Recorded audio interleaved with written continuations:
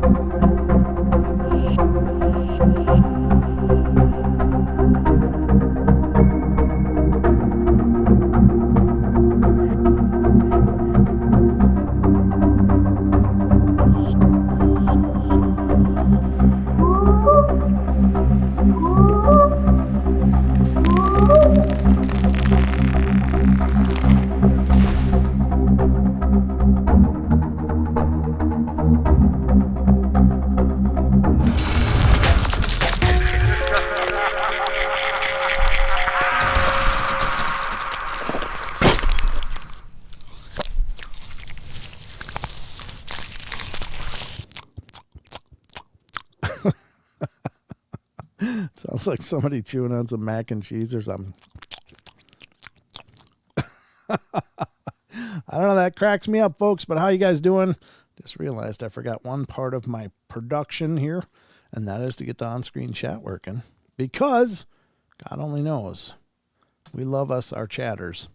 There we go. All right, so welcome everybody to the Paranormal Portal. I'm your host, Brent Thomas, and we're going to be jumping into a whole night full of fun here. 2 hours of the paranormal, commercial free, because the network wasn't working tonight, so we're just going to go straight into YouTube and go full throttle right to the end. So there won't be any breaks.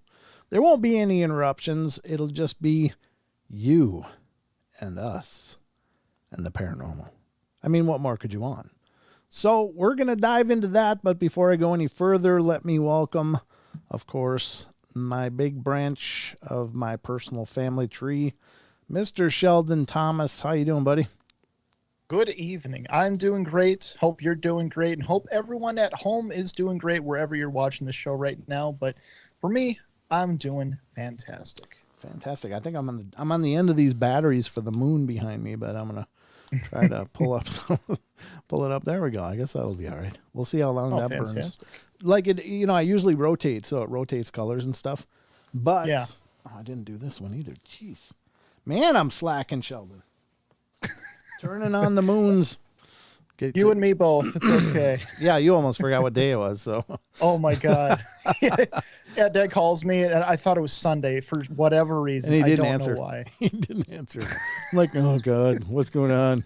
So then I text him, and then I call again. Oh, wait. Oh yeah, it's Saturday. I'll be right there. So we're live, folks. What do you do? I don't really know for sure, but I do know that I'm happy that you're here with me. Otherwise, this would be a lot more heavy load to pull. But we got a lot to get through tonight. We're going to get into the news shortly here, and we're going to get into the Discord question of the week. If you're not already a member of our Discord community, please get to be a member. We'd love to have you over there, as well as we got a whole bunch of paranormal lists to get through. Some creepy stories, and I hope you guys enjoy them. And we'll see whatever we get time for. We'll get to whatever we can, but I'm just here to tell you it's been a hell of a day. I actually blew my back out today because I had to, we got like some really seasonally early snow and rain and slush, and it was just horrible. And I had planned on, the next sunny day I'll get out there and take care of the stuff in the yard. like the yard stuff, like the table and the furniture and stuff. And then it just dumped snow in it, and it was raining and horrible and windy. It was just disgusting. But today the sun shone. So I was like, oh, and I ran out there and I tore down everything. And man, I baked myself. I just killed my back. It's like, oh my God, my whole body's hurting today. But you got to do it because nobody's going to do it for you. So I just overdid it, but I got it all done. And, I'm a desk jockey for the most part. It's not like you're not a young buck anymore. I'm not even a buck. I'm sure I'm a piece of meat is about it. I don't think Are you I got a raisin. Yeah, I'm a raisin. I don't even have hooves anymore. So, but anyway, that's my story, and I'm sticking with it. Jake says, "Same here, Brent. Jake, you're young, dude. You're young. You have the power of youth." Oh no, he said it's been windy. Oh, so okay. I thought he's saying the weather. Okay, all right. I was like, what? You can't be old and sore like me. That's a right reserved to us elderly. Nah, I'm seriously. I might be like on the calendar. I might be older, but I'm really immature, so it all balances pretty good. So average age of what, 40 now? No, I'd say we're somewhere in the 20s. 27. There you go. Yeah, there we go. 27, 30ish. Yeah, that's what I mean. I feel like I'm young. It's just my body keeps reminding me I'm not. So, but anyway, let's start cooking with gas here and get to, I think, the news. What do you think, Sheldon? Oh, perfect place to start. It is. It's a perfect place for every show. By the way, if you didn't tune in last night, we had the Sasquatch Sisters Northwest. Cindy, Deanna, Angelique, and Tanya were on, and we had a great discussion and a lot of great feedback from that show. Thank you guys for those of you that were here watching it and checking it out, and thank you to those of you that watched it after the fact. I know it's been getting a lot of views, so thank you guys for that. It was a lot of fun to have them on, and we had a lot of great discussions. So special thanks to them for coming on the show, of course. That was great. But if you haven't seen it, check it out after the show. But anyway, what do you say? The news, right? The news. Let's do the news.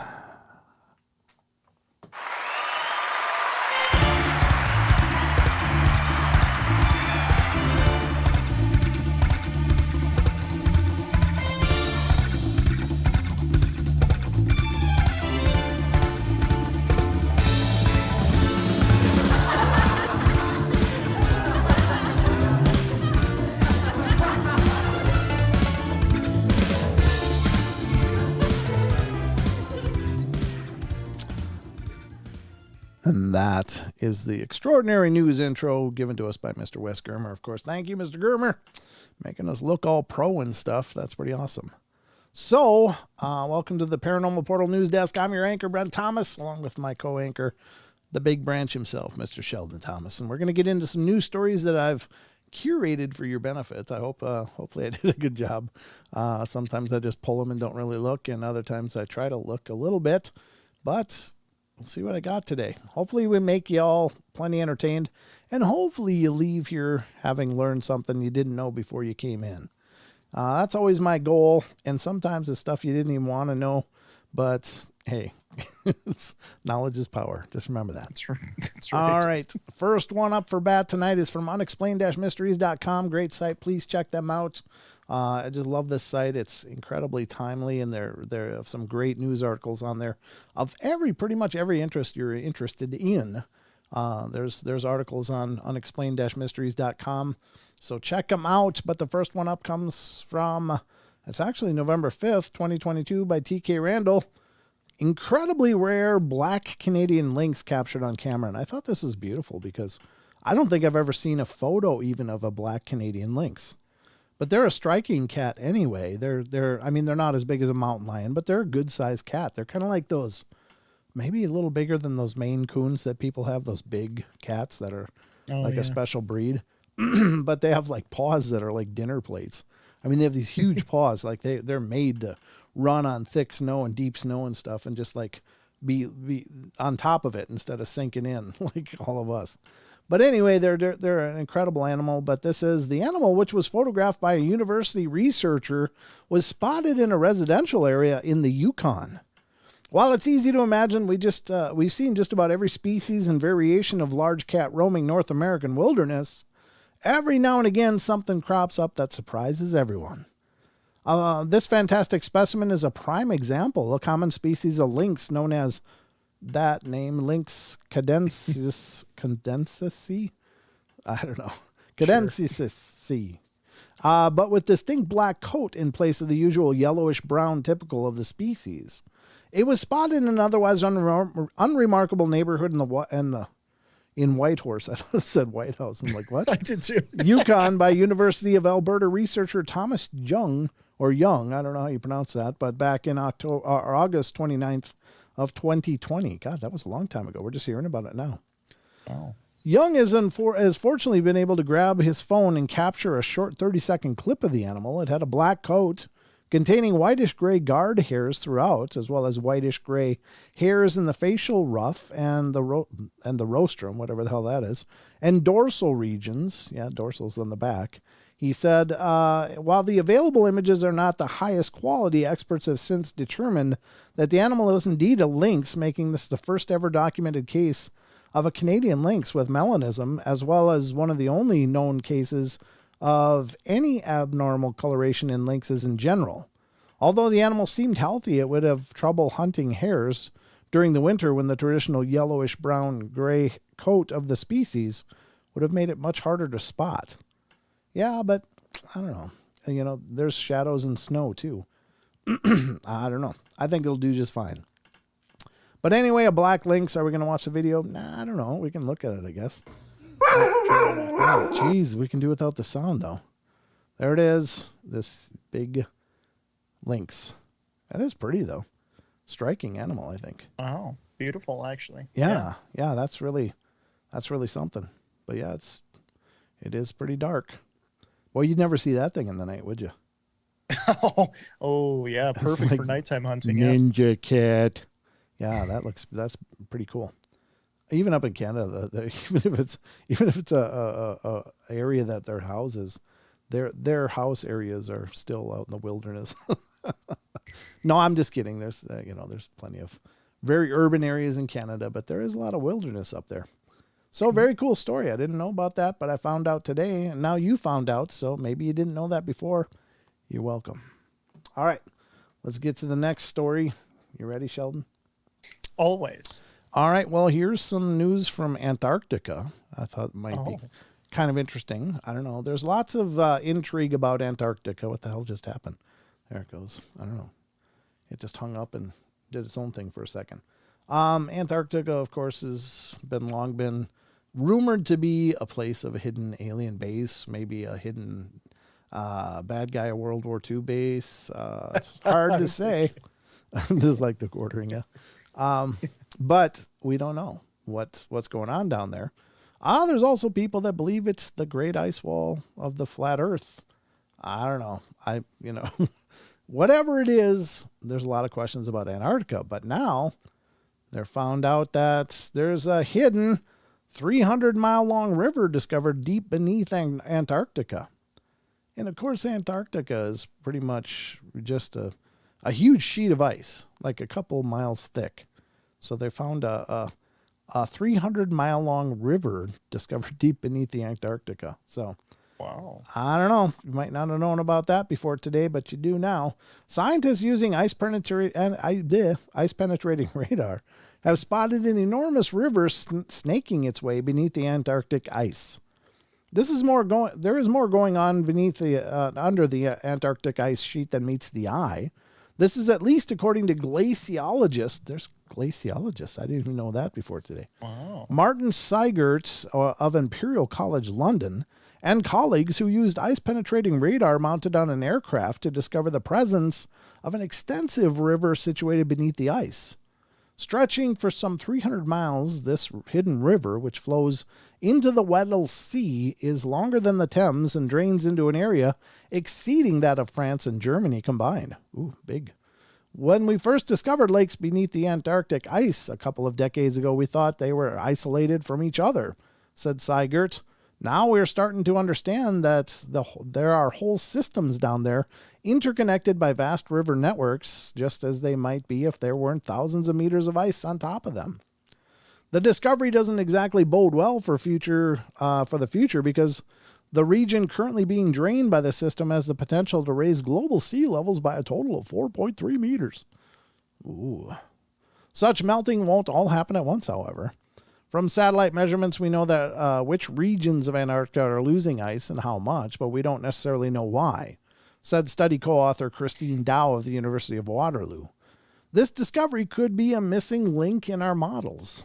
We could be hugely underestimating how quickly the system will melt by not accounting for the influence of these river systems. Well, there you go. I don't know how the river systems influence it either, but they're down there.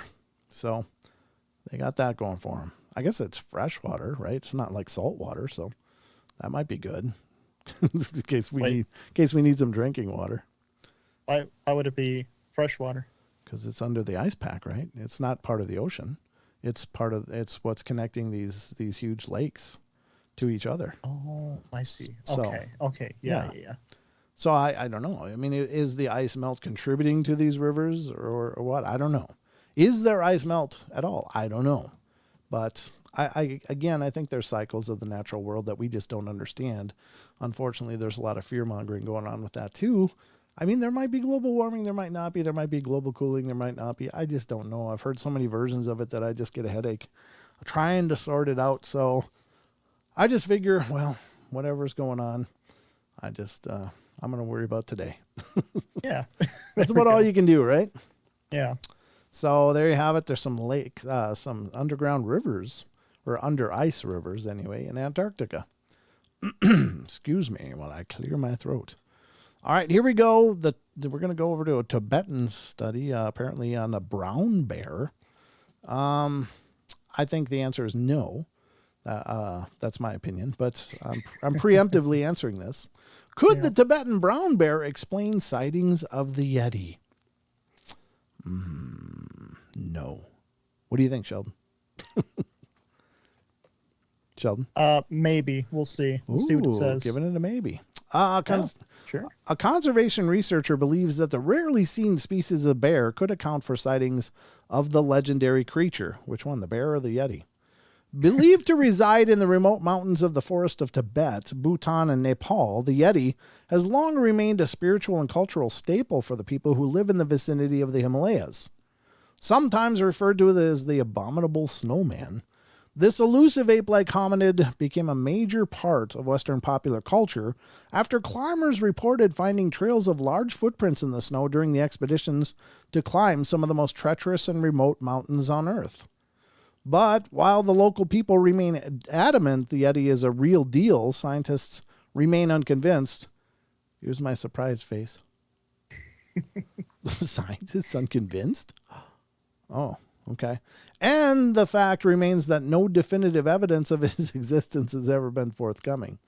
Yeah, if you dismiss the evidence that's been presented, sure, then no other definitive evidence is forthcoming.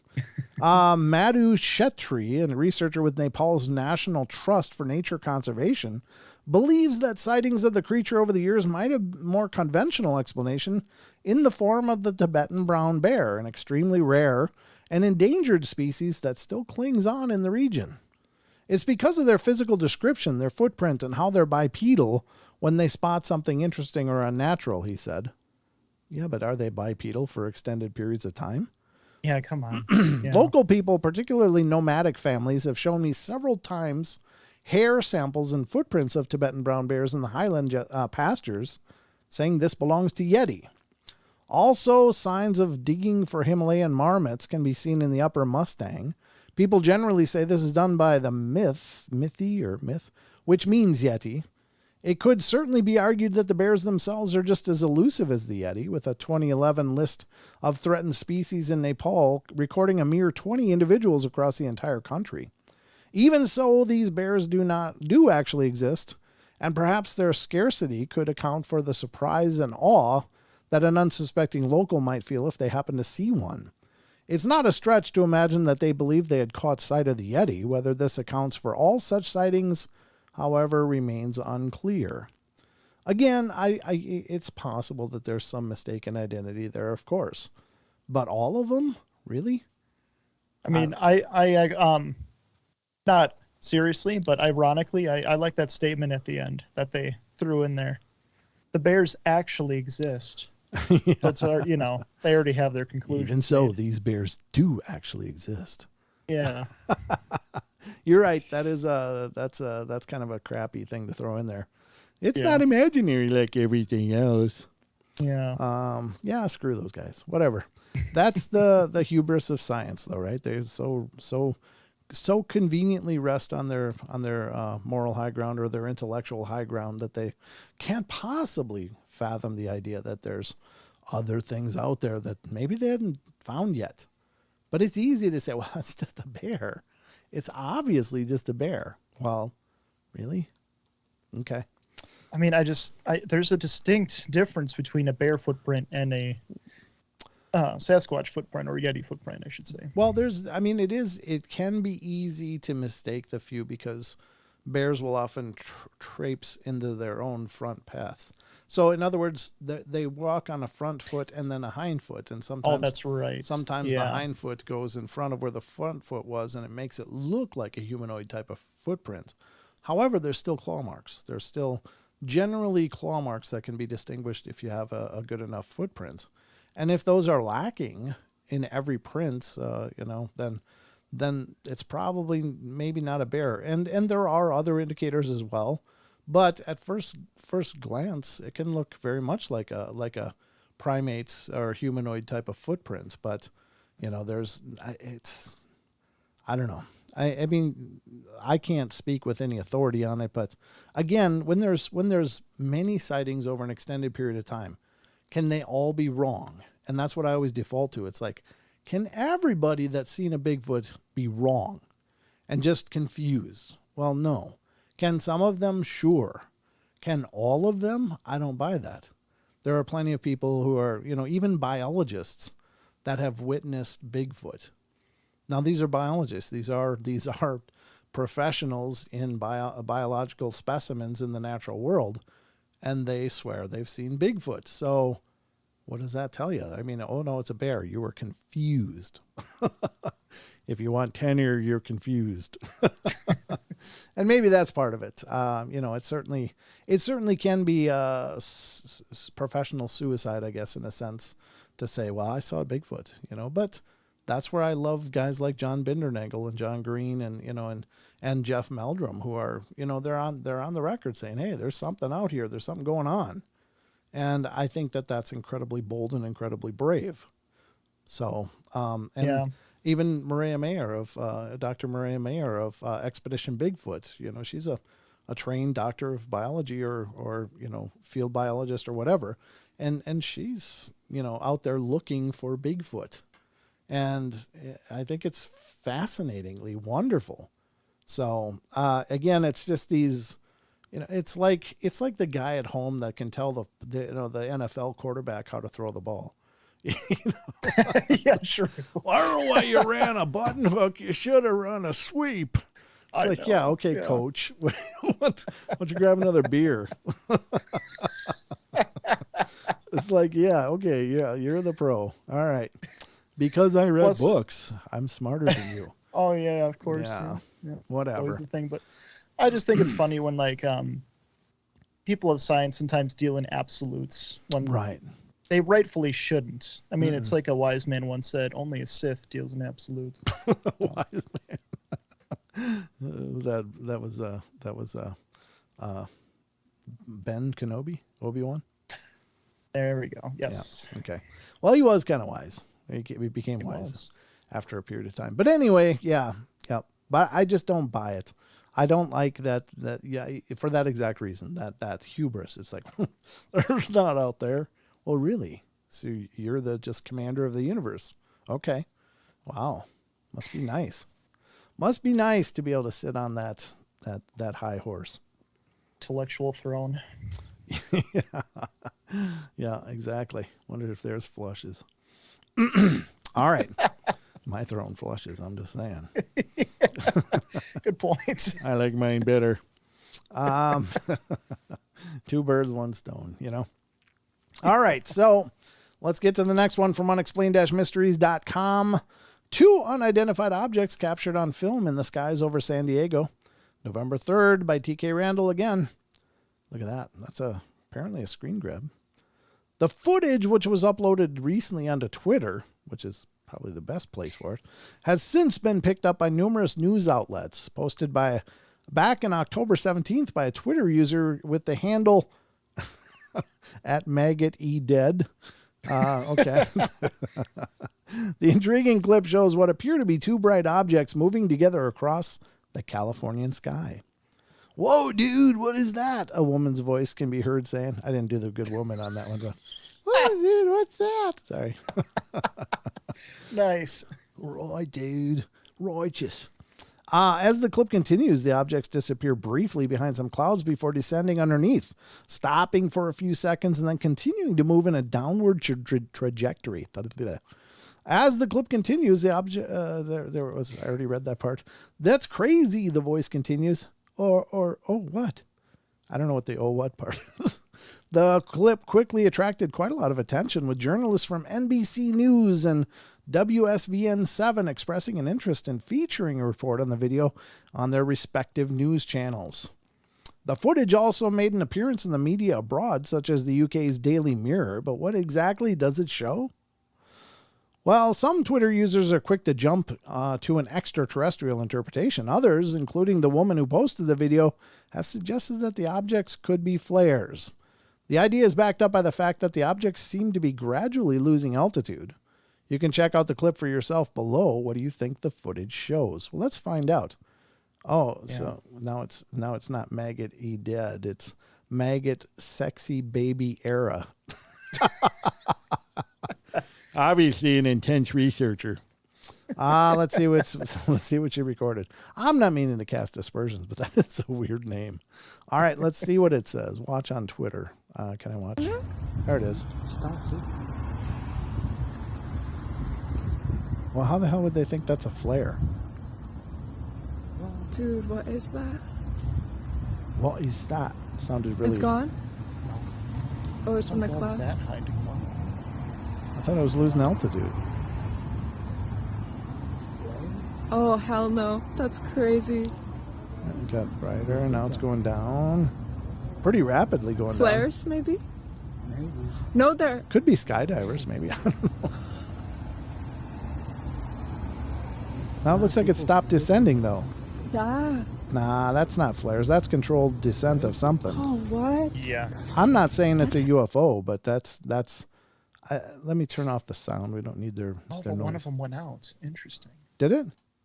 I thought it just turned. Yeah. I thought it turned in such a way. When they were bringing the camera down, one of them looks like it ends. Well, I thought one of them's still going. It looks like they're in tandem, like two things are joined together, and like Yeah. it's spinning. So now it's definitely going down, and then it kind of spins and does like a corkscrew, and then flattens out again. Then it stops descending right there. That's not a flare. There's no way. That is a controlled descent of some kind. Now it's descending again. So it's like hovering and then descending. Now, I think it did spin. I don't think one of them went out. I think it just spun to the side where you can only see one of them. Yeah. I don't buy that that's a flare at all, but I don't know that it's a UFO either. So what is it? I don't know. Yeah, I don't think it doesn't seem like a UFO at least. No. Oh, well, I mean, it could. I don't know. It looks like it's like burning. Something's. Yeah, it does look like it's something like a I don't know. I mean, like a firework or something, but it does have a controlled descent.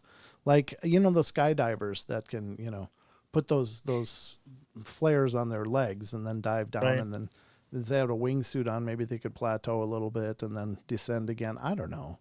But it's curious. I say it's definitely unidentified, but is it alien? No, I don't know that there's anything to conclude that by, but it's interesting nonetheless. So yeah, very whatever you guys think, you could be right. I don't know. I'm uncertain what I'm watching here, but it's curious. So let's get to the next one, and this is from unexplainedmysteries.com. This is from the archives now. This one. No good deed goes unpunished, Sheldon. Remember that. Oh boy. All right. Yep. Check it out. Here we go. Man returns bag of cash, gets fined. I don't know if he found it or if he took it, but he returned it. A man who found and returned a bag containing $10,000 was fined for lying about where he found it. Oh, wow. Oh. The 54-year-old discovered the bag next to a cash machine and decided to do the honorable thing and hand it in. He took the bag to his local police station, but instead of being praised for his honesty, found himself being fined $300 for lying about the specific location he found it.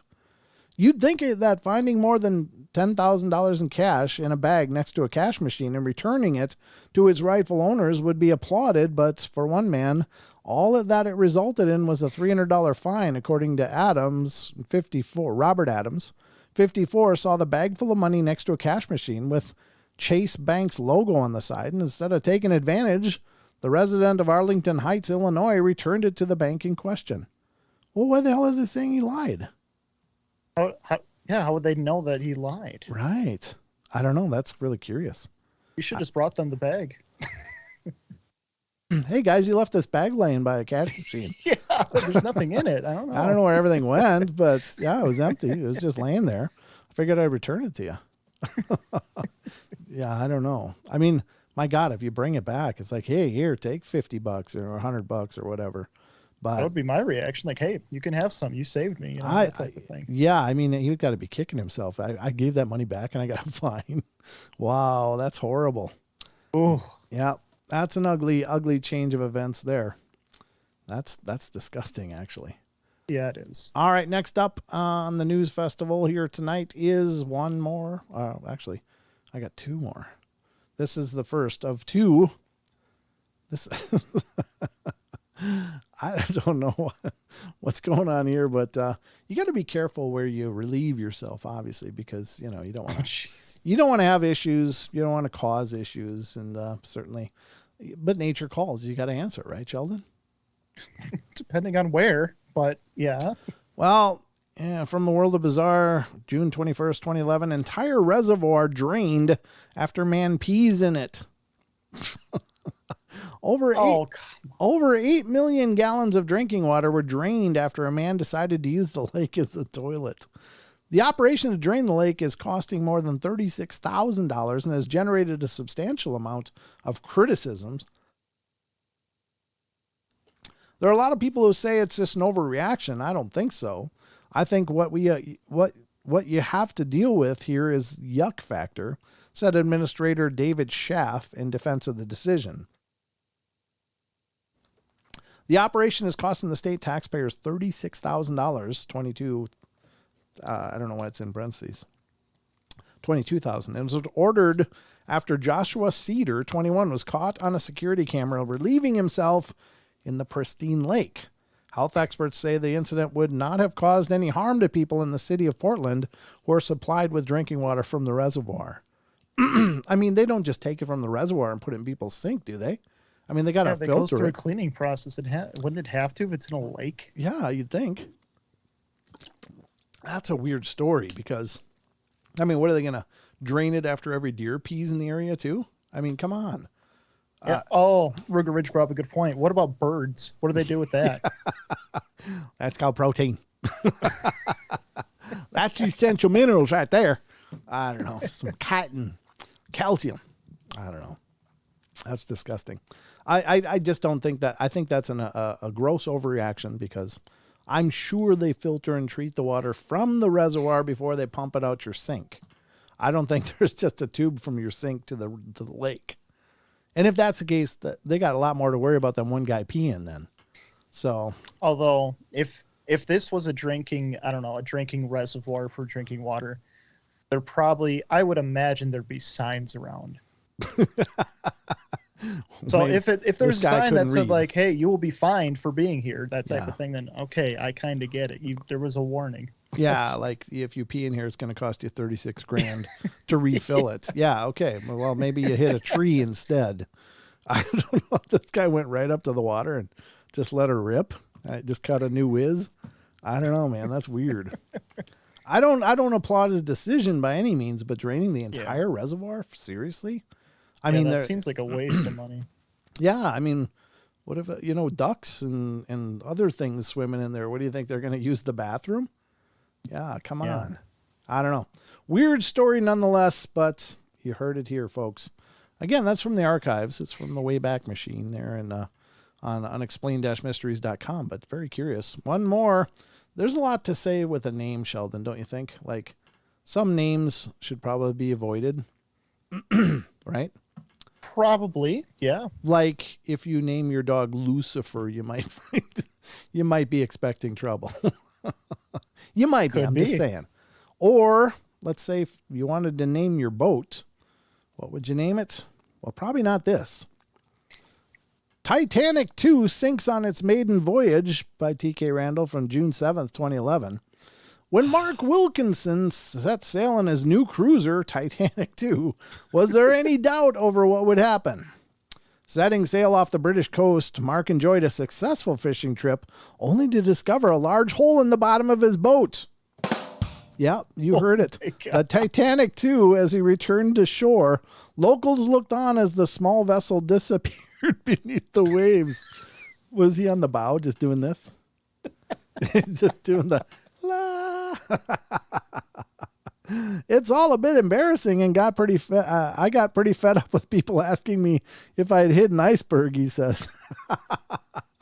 When he took his new 16-foot boat out on his maiden voyage, it lived up to its namesake and sank. Mr. Wilkinson was left floundering as the vessel sprang a leak and began taking on water before disappearing beneath the waves. Holidaymakers looked on while Mr. Wilkinson from Birmingham was pulled out of the sea by the local harbor master. Just give him a door. He'll be fine. Yeah, true. Yes. All he needed was a door. It would have been fine. He could have paddled himself to shore. Yeah, you don't name your boat the Titanic. I mean, that's just fate just going, oh, you dick. Well, here's the thing. For the rest of his life, he's going to be known as that guy. He's going to be the guy that sank the Titanic. Yeah.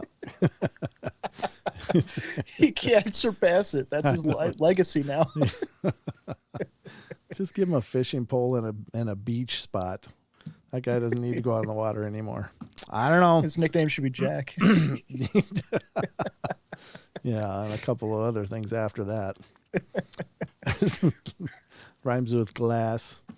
But anyway, all right, folks, this has been a presentation of the Paranormal Portal News. Back to the show.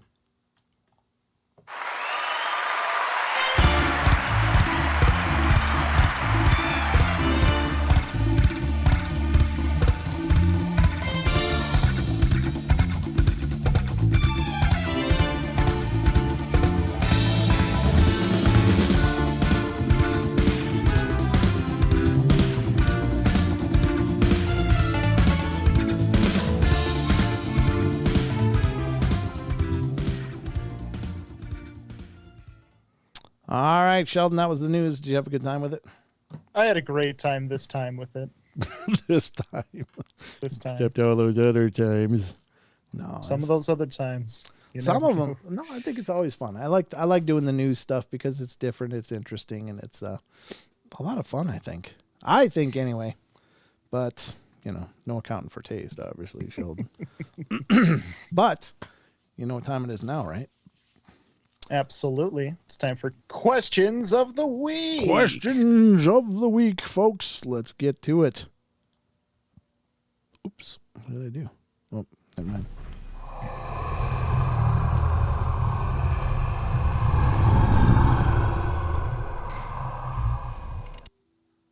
All right, folks. For those of you that don't know, the question of the week is this new part of the show that we do that kind of ties in our Discord community with the live shows. So the beauty of this is that we have a really robust Discord community, wonderful people over there having discussions, trading ideas, sharing thoughts. And it's really cool. It's really cool to just sit back and listen and also to check out all the links people put on there. If they find a video, if they find an article, people are posting in the relevant threads and stuff, and it's phenomenal. Okay, Jake, don't post it in TFR. I'm not in TFR. You have to post it here, buddy. I'm not in TFR because it wasn't working tonight. So, just post it in the YouTube chat, Jake. But the Discord question of the week is a chance for us to tie in that community with these live shows as well, and hopefully have a great discussion. And those of you on the live shows, you can contribute with this too. You can answer in the YouTube chat about what you think, what ideas you have about it, the questions. And this one is kind of a question that kind of came up last night on the Sasquatch Sisters Northwest episode. Oh. And what it was the discussion came up about UFOs and Bigfoot. So I thought, well, I know that there's some people out there that think that that's more than a coincidence, that maybe they're related. So the Discord question of the week today has to do with that. Sheldon, you want to read it? Absolutely. Okay. So many people believe that UFO sightings and Bigfoot encounters happening in close proximity might suggest that Bigfoot is extraterrestrial in nature. What do you think? First response coming in from Lars Grass. I'm not honestly sure what my opinion is of Bigfoot, but if UFO activity and Bigfoot's appearances occur at the same time, or at least near the same time, then that might suggest that the big feet would be extraterrestrial in nature. Still, at the same time, I'm not really sold on them. I know there are thousands of experiences of big feet around the world, and they all can't be false. So I might just be rambling at this time, but I think it's all still a skeptic of them. I think he meant skeptic. Should have been a K there. I see. Yep. Skeptic. Okay. A skeptic of them. Yeah. Right. Yeah. Yeah. Good. That's fair. Yeah. Mm-hmm. Eric PHA says, I would quote John Green, author of Sasquatch Apes Among Us. If you see a Sasquatch and a UFO in the same place, it might just be a Sasquatch. I don't know the next word. Is as fascinated by the strange things in the sky as you are. So, no, I don't believe Sasquatch are extraterrestrial. So if you see them in the same area, the Sasquatch might be as fascinated by those lights as you are. In other words, oh, what's that? You know? Oh, I see it now. Okay. Yeah. Yep. All right, next response, ZX81V2. Perhaps it's a side effect of how UFOs travel huge distances. Perhaps they get pulled along in a journey or only exist while the portal used exists, sort of like a residue, hypothetically. That's an interesting take, yeah. Could be. Mm-hmm. Rachel says, I don't think they're extraterrestrial. UFOs might find them fascinating species, though, because of reports of mind-speaking, cloaking, and other strange phenomena surrounding Bigfoot reports. Also, their levels of intelligence, although unknown, is definitely on par with humans. For these reasons, the occupants of the UFOs, or UFO drones, would want to study them.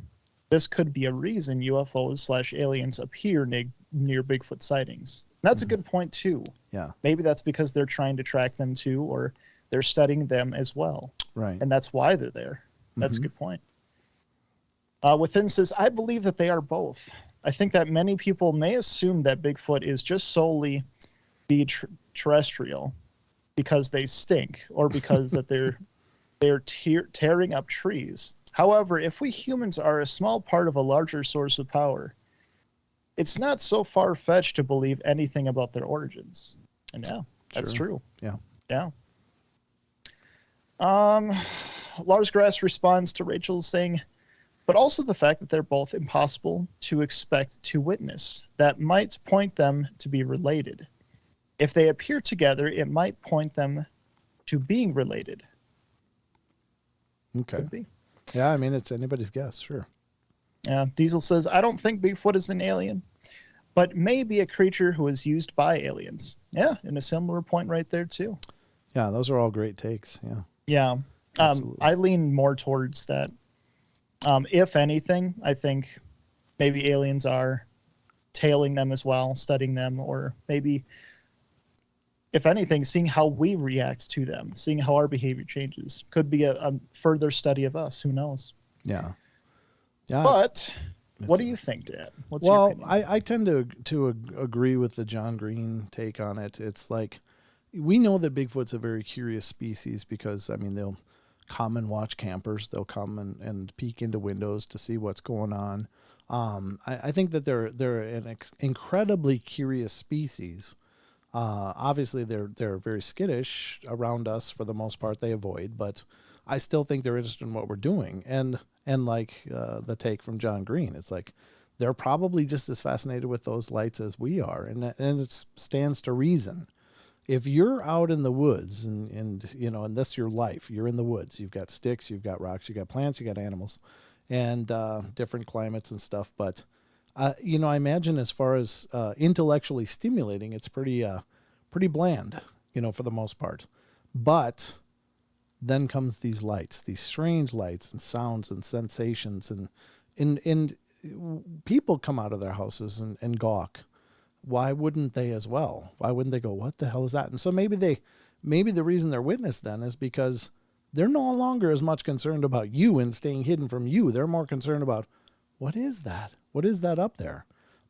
So, I mean, it stands to reason that knowing that they're curious, having plenty of anecdotal evidence to suggest they are very curious about our technologies and stuff. Well, the same would be true then for the lights in the sky.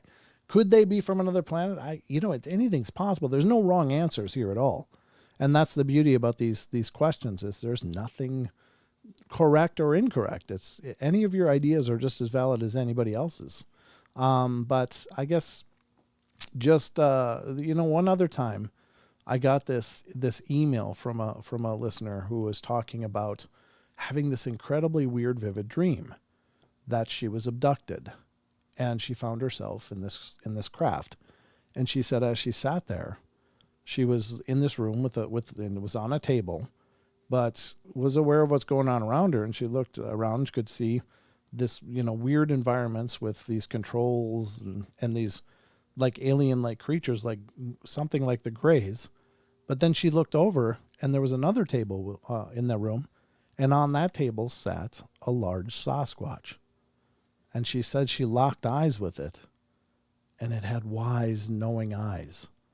And it was stuck in there too. And she could tell it was in the same situation she was. Now, my position on that is maybe that wasn't a dream. A lot of people that deal with abduction scenarios deal with like this weird dream-like state. And maybe a lot of people that are abducted just dismiss it as just a weird dream.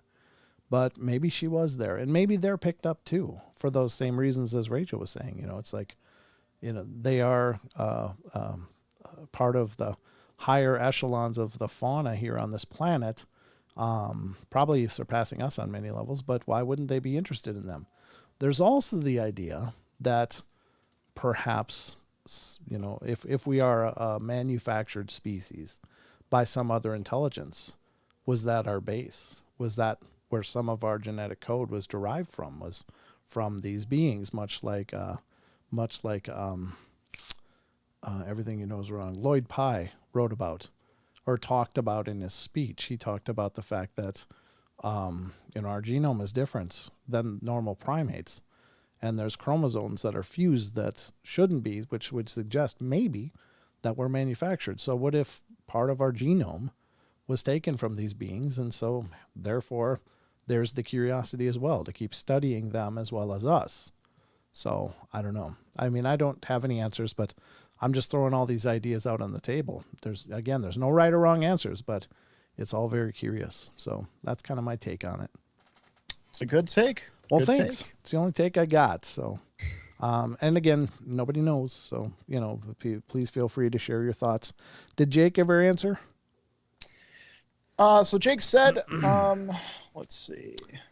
Bigfoots seem real.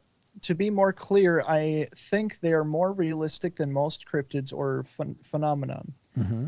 I do think they are there. It's very possible.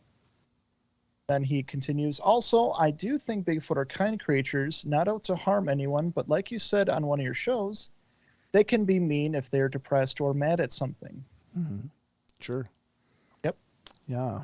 So, I guess my gut take on it is they're not extraterrestrial. There seems to be in the fossil record a very clear progression that would lead to what we understand as Bigfoot. From the hominoids to the hominids to to them. And so it seems to make sense. What doesn't necessarily is us sometimes, because again, we're not really well suited to be here without clothing, without shelter, without heat, without air conditioning, without, all kinds of necessities. We wouldn't exist. We wouldn't be able to survive. But, perhaps they are the progression of all of the fossil record. There doesn't need to be a missing link because they're the next link in that whole progression. I don't know. Just some thoughts.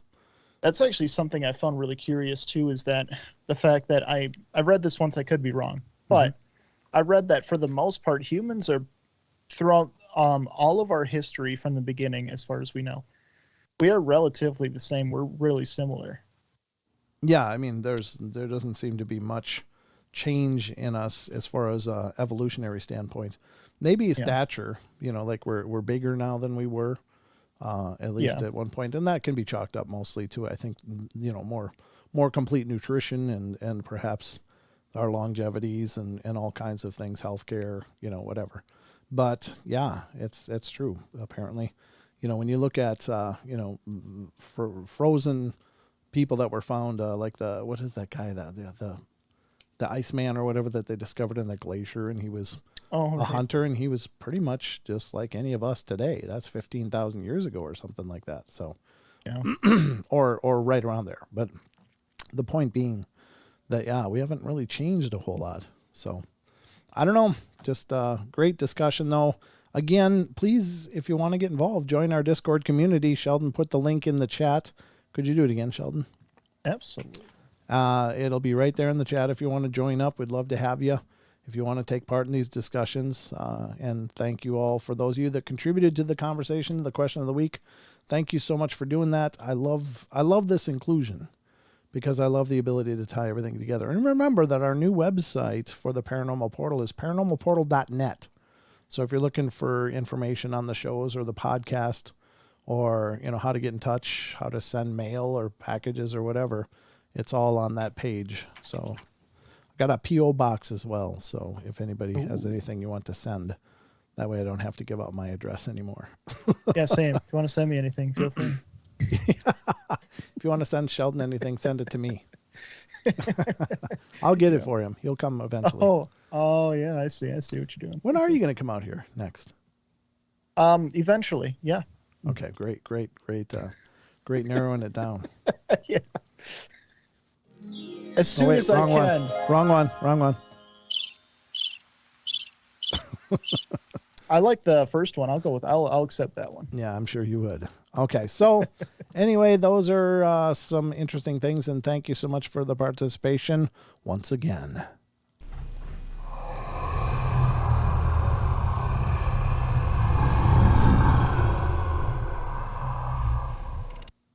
All right, that was Discord Question of the Week. I like that segment. That's fun. I like hearing what you guys think most of all, because honestly, the Paranormal Portal has always been a discussion about this stuff. And as I said, nobody knows. There's no experts. People throw around that term all the time in the paranormal. There's this paranormal expert. There's this Bigfoot expert. There's this Nessie expert, Mothman expert, whatever. There's not an expert that exists. That's not something that exists. Nothing to study. So, and granted, there are people that have spent a lot of their life researching, have some pretty profound ideas on the subject, and certainly they're worth listening to. I'm not saying that, they're not, but there's no experts. Anything that you think is just as valid as what anybody else thinks. Don't let people shut down your ideas, because you might absolutely be right and they might absolutely be wrong. And maybe someday we'll be able to get there. But I love the exchange of ideas. I love the fact that so much of our community is so well researched on this stuff. They're so invested in the material, into the phenomena, and they have real robust ideas about it. You guys have taught me a ton of stuff about this just since starting the Discord Question of the Week. But even in your chats, the live chats and stuff that are contributing to these shows, you guys bring great ideas to the table, and that was really the impetus for starting a Question of the Week on the Discord community. So, yeah, I love when you guys have things that you want to discuss and to share. And by the way, if any of you have ideas of questions you'd like asked on the Question of the Week, either email me at paranormalportalradio@gmail.com or just if you're in the Discord community, send a message directly to Sheldon or myself, and we can use your question for the next one. We've had some great questions posed by you guys, and it makes it great because I have a bunch of things that I'm curious about and curious about your take on, but I'm not the only idea here. You guys have ideas too. We'll definitely use yours as well. So it's all in play here on the portal, right, Sheldon? Yeah, sure. Always. So, all right. So we're gonna get to some stories now. Let's get to some of the weirdness that we love here. Which one? Let me see. I want to maybe tie up this one. Was this one? No, not this one. I'm looking for where we were. I've got so many things open. Actually, we'll do this at the end. The cryptid corner. I've got an article here from a site called Bustle. When we get the cryptid corner, which will be the last segment of the show, I want to cover an article. Now, I don't think this is anything new. Maybe it is, but it's a new take on it anyway. But it has to do with the Navajo Nation tasking 2 rangers with investigating growing Bigfoot sightings. So we're going to get into that later. But first of all, I thought I had one article that I was in the midst of. Yeah, this was it, but I think I'm going to skip the rest of that one because that was a disappointment. This one is from the Cult Museum. This is the one that we were going through, and we're near the end of it, so I just want to tie it up and finish it off now. But this is, it's Nurses Share Hospital Ghost Stories. Again, from the Occult Museum. We're on number 20 on this list, so let's get to it. And the first one up is number 20, The Inspector. We have a gentleman that we call the Inspector. He appears at the end of the long hall. Our wings are L-shaped. I might have read this one last time, but we're reading it again. He carries a clipboard in his hand, and when he shows up, a resident usually dies within the next couple of days. We've also had residents ring and tell us that there was a man standing next to their roommate's bed and that we should tell him to leave. No man on nights. The roommate usually dies soon after, and then there's the children. Several lucid residents have reported children in the halls at night. There's a children's home behind us where children have been abused in the past. And that was by LPN 1313.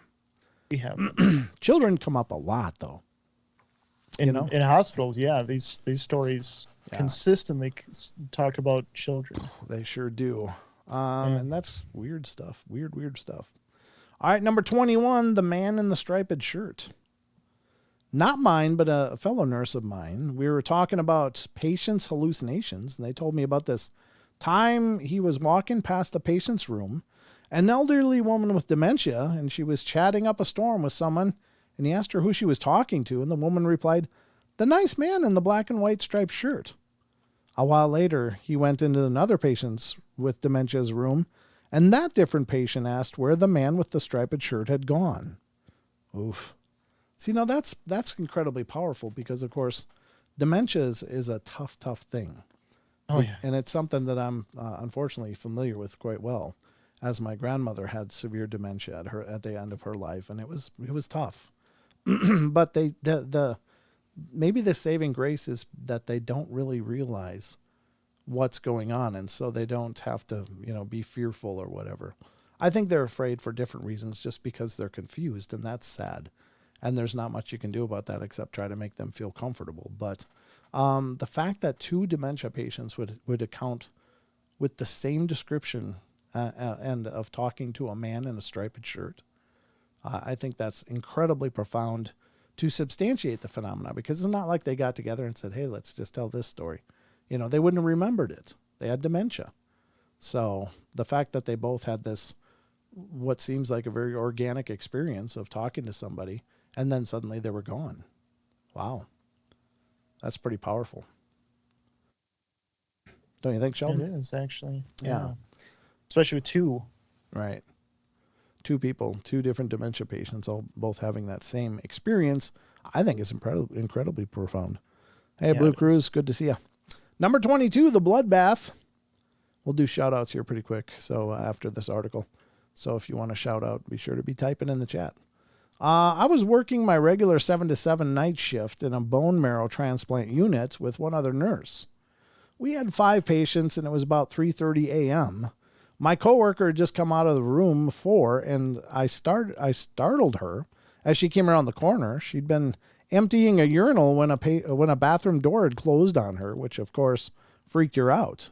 And she spilled urine on herself. Oh. But I digress. Oh, poor woman. I've done that. She proceeded to tell me that there was a young gentleman who had been in that room who had died a rather gruesome death. Evidently, this man was slated to go home, but one night around 4, the nurses heard a thump, the sound of someone falling. They rushed in the room, and this man was in the bathroom, central line out, and blood everywhere. They coded him, but he died right there in the bathroom. Oh, God. No one is sure why he pulled out the line or what had happened, but evidently the scene was a bloodbath. Horrible, horrible. Now here comes the scary part. A few weeks later, a sweet little old lady is in that room and asked the nurses if someone had died in there. The nurse explained that this is a hospital and it was likely that someone could have died. Well, the lady says, "I think a young guy died in here." The nurse asks why, and the lady responds, "Because he's talking to me." Ugh. Okay, I'm not making this up. This lady has a central line, triple lumen. The nurse goes in there later, and there's blood everywhere. One of her lines is cut. Not pulled out, but cut. There are no scissors in the room, and the lady says, "He did it." Oh, my God. Oh, God. That's psychopathic, right? That was by Paravel. Now, I don't really know what that means, but I guess blood marrow transplant must be a pretty dangerous thing. I guess so. I didn't know much about it, but yeah, apparently those lines need to be kept. I don't know. That's really creepy. The guy did it. Well, did the lady make it though? That's what I don't know. Yikes. I'm What? cuts, not pulled up. I would assume so. I don't know. I think they would state it, but maybe. Okay. Number 23, the man in the white gown. Psychiatric nurse RN here. I worked in an acute care unit, but was sent to work with the kids one evening shift. It was after 10 p.m. All the patients were in their rooms and in bed. I heard a child screaming and a psych tech trying to calm him. I ran to the room. The 7-year-old boy was hysterical. He was crying, sweating, and shaking. He said that he saw something. After he settled down, he told me that he saw a white man with gray hair in a hospital gown in his room. While we discussed what he saw, the child froze in fear, tears rolling down his face. He said, "Miss, where? Be still. Oh my God, he's right there behind you." We decided to address the man and tell him that the little boy was scared. The boy said the man turned around and left after that. The only thing anyone in the unit would have heard was the boy screaming at the beginning. All other discussion in his room was in his room and quiet. Not even 3 minutes later, a 17-year-old male at the end of the hall started screaming. I ran to his room, and he was standing on his bed trying to get away from a white man in a hospital gown. Oh, wow. Jeez. Whoa, what, where, what, who at here? I don't know how to say this. Who are there? Okay. I can't really attribute it because I don't know how the hell to say that name. Number 24, voodoo people. Night nurse here for 4 years now at an old folks home. Had a palliative who couldn't sleep because of incredibly vivid hallucinations. She would describe voodoo people around her room that would just stare at her, waiting for her to die. I didn't take it seriously until the lady across the hall, who rarely ever spoke, started seeing them in her room too. Legitimate shivers. Yikes. Wonder what these things are. What are they doing? I mean, if it's, of all things, voodoo people, that's not what you want to see on your deathbed. I mean, that's kind of horrible. You know, angels, violins, that kind of thing, or harps. Good. And just people staring at you. Just like, people when's it gonna staring? happen? Are you kidding me? Yeah. That would be horrid. Oh. Number 25, the sound of footsteps. I work in an intensive care, small community hospital, and we have 9-bed units that is completely closed off from the medical floor via 2 doorways. 2 nights ago, we're all sitting out at our station. charting when we all heard footsteps coming down the hall. It's completely open unit where you can see every room from everywhere. No one was in the unit with us. CT is below us, and they close at 5 unless there's an emergency comes in. And we only have people on the second floor. The third is used as storage, so no one was above us. It happened 2 or 3 times. Then last night, cupboard doors kept opening and shutting in the 2 rooms. Finally asked my coworker what the hell was going on, and she just told me that it usually happens after someone passes, especially if it was sudden. We had 2 codes last week that we lost, and I guess everyone had weird stuff happening for a couple of days. And that says sweep the stardust. Okay. Yeah, I don't know. Is it possible these spirits linger after they pass for a little bit? Maybe. A lot of cultures around the world believe that there's a series of days or a week that you need to observe special circumstances. In a lot of, I think it's Slavic homes, they would cover the mirrors for a period of days or a week so that as the spirit is working towards transitioning, they don't get stuck in a mirror or lost. Right. And so you cover the mirror as a precaution to that. Mirrors are often regarded as portals or, doorways for spirits. So covering them is probably a good preventative measure, but yeah, mirrors are a problem. So I don't know, but do people linger for a while? Possibly. And maybe it depends on the person. Maybe they could linger for weeks, months, years, maybe just days. I don't know. It's however long they want. Yeah, it could be. I don't know. I mean, when you hear of near-death experiences, the NDEs, you hear of people dying, and then suddenly there's this tunnel of light, and then boom, they're going. But maybe when it's complete, it's there, the tunnel is there, but maybe the people have an opportunity to visit those they love. So many people talk about making contact with their recently deceased loved ones right after they pass. So maybe they can just go, or maybe they can just stick around for a while. I don't know. That is interesting though, right? I think so. Yeah. Number 26, the ringing phone. I was rotating nights on a med-surg floor. I don't know what a med-surg floor is. The furthest room from the nursing station just happened to be the only empty room on the floor. About 11 p.m., the phone in the room started ringing, but by the time I got to the room, it had stopped. Not familiar with the floor much at night, I finished my rounds and went to chart, just as the other nurse was also charting, and mentioned the phone. She looked at me a little strange, telling me the phone couldn't have rung. All phones in patients' rooms were cut off at 10 p.m.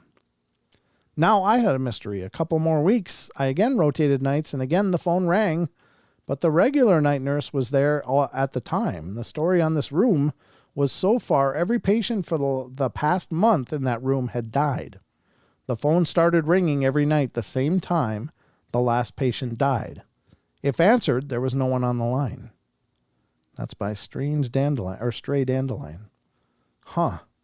Again, with phones. Ghost phone calls are fascinating to me.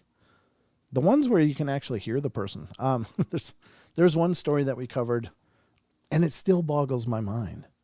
And I'm going to paraphrase it because I don't remember the exact details, but it was something like this marketing person had called this house, and an old lady answered, and they said, well, is so-and-so there? Because they had a guy's name.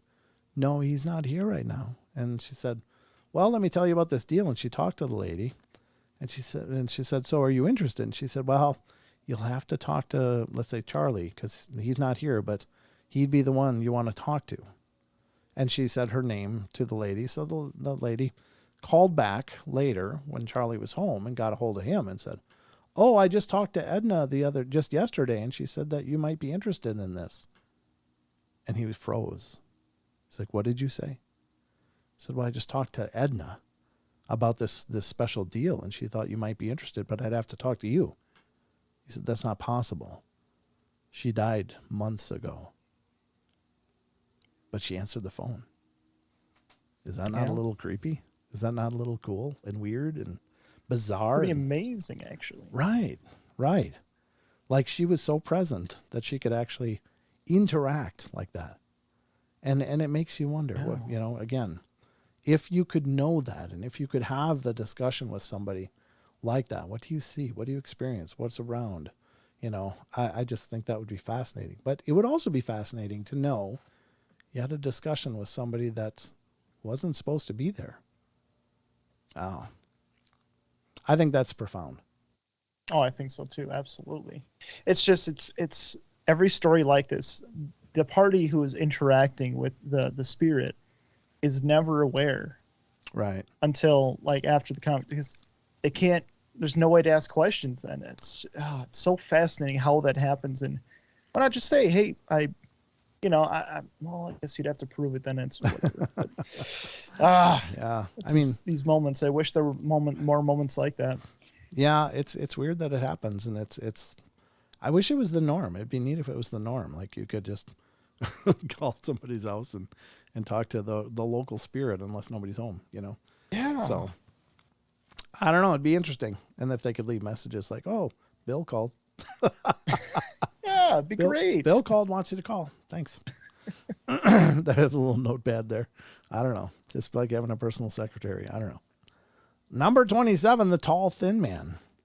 Every night before the next shift comes in, I check on all the patients, make sure their briefs are clean, refill water pitchers, etc. And this is usually right after sunset. 3 different patients in 3 different rooms have told me they're frightened of the tall, thin man standing in the corner, pointing right over my shoulder. Oh, jeez. It's really unsettling. Yeah, that was by Prairie Harpy. Yeah, that would be unsettling. If they're pointing right over your shoulder, that means that maybe the thin, tall man's following you, right? Every room you go into? I guess so. Or is it just in all the rooms and yeah, I don't know. That's creepy. How many more are there? We got the lonely ghost. Yeah, we're almost there. Okay. So the lonely ghost is next, number 28. Not a spooky story, but a lonely ghost. One of the rooms, if it was being used regularly, fine. No problems. But since it was a room at the end of the hall, it was used for storage lots of times. If a couple of weeks went by and there were no patients or activity in the room, the call light would start going off 4 to 5 times a shift. But if you went into the room and turned on the TV, the call light wouldn't go off anymore. So needless to say, when the room was being used for storage, they'd always have the TV on with the volume low. That's crazy. Yeah. Wow. It's like, well, come on, I need company. God. So, Sick of looking at these boxes. Let's go. Turn on the TV. It is kind of curious because, okay, let's just consider this. Spirits don't have eyes. They don't have eyes to receive light. But can they watch and see what's going on? I think, yeah, but it is a curiosity because they don't have, quote unquote, the physical apparatus to receive light. So can they watch TV? Well, apparently. I would argue that they could see more, a lot more. Well, I mean, other than the obvious, they could see a lot Sure. more than us because they're, in that sense, they're energy. Right. And everything else is energy. So they're energy absorbing any kind of energy they want. Sure. And I think you're absolutely right because the other take on this is that, well, people with NDEs, near-death experiences, they observe their body. They observe things going on around them. So obviously they can see whatever, we're seeing or more, like you suggested. So that's a good take. Yeah. I don't know. It's crazy. How? Well, maybe it is. Maybe you're right. It's energy. They can just perceive the energy. They don't need the light apparatus of the eyeball to receive it. Because if you think about it, all our eyes do is convert these pulses of light into electrical pulses for our brain to comprehend. So yeah, maybe which, if you want to go deep in the rabbit hole, I mean, this is just all that we're perceiving. Sure. And we talked about this before, but it's so fascinating. Like, what are we not perceiving that is here? Yeah. Like in this room with me, what is available, but I'm not able to perceive? Yeah, absolutely. And what does the room exist in every aspect of reality? Are you just sitting in this open plane? It's hard to say. This is how we perceive our reality, and so therefore it become Yeah. Oh, yeah. Good questions. Good question. Number 29, Rocking Mary. This is the last one. The story of Rocking Mary, we closed room 12 on our MICU because just about every patient that has been there since Mary died complains of seeing a woman wearing a white habit rocking back and forth by their bedside. Apparently, this nun never makes eye contact, just stares outside the window, which happens to be on the patient left side over their head. The window overlooks the hospital cemetery where nuns that had died were buried. Mary was a nun that died of a car accident outside the hospital back in the 50s. She was only about 30 years old, and all patients describes her as a young woman. We all thought that it was the sundown syndrome. I'm not sure what that is. Anyway, since the room 12 became our storage room, where no one goes in by themselves unless it's absolutely critical. That's by no recall. So you got to wonder, is that residual, though? Because if it doesn't actually interact, just appears, is that just a residual thing? Is Mary really there, looking out the window where she died, or what else is going on? Could be just energetic residual imprint. Oh, Excuse me. well, just for context, sundown syndrome refers to a state of confusion occurring in the late afternoon and lasting into the night. Oh, interesting. Okay. Oh. All right. Well, number 30 is itchy nose. This is the last one in this article. My wife had a creepy experience a few years ago. She and another nurse were on duty in an inpatient hospice facility. One of their patients was dying, and the immediate family was in the room with him. Well, he passed away, and the family said their goodbyes. The family stepped out of the room, and my wife and the other nurse went to prep him for other family that was coming. This was about 15 minutes after he drew his last breath, and his heart stopped. And as they straightened his sheets, his right arm rose, bending at the elbow, and he itched the side of his nose with his index finger, and then his arm relaxed in the bent position. Both nurses saw this, and my wife turned to her coworker and said, "Don't you dare leave without me." They quickly finished their work and left the room together. Oh, jeez.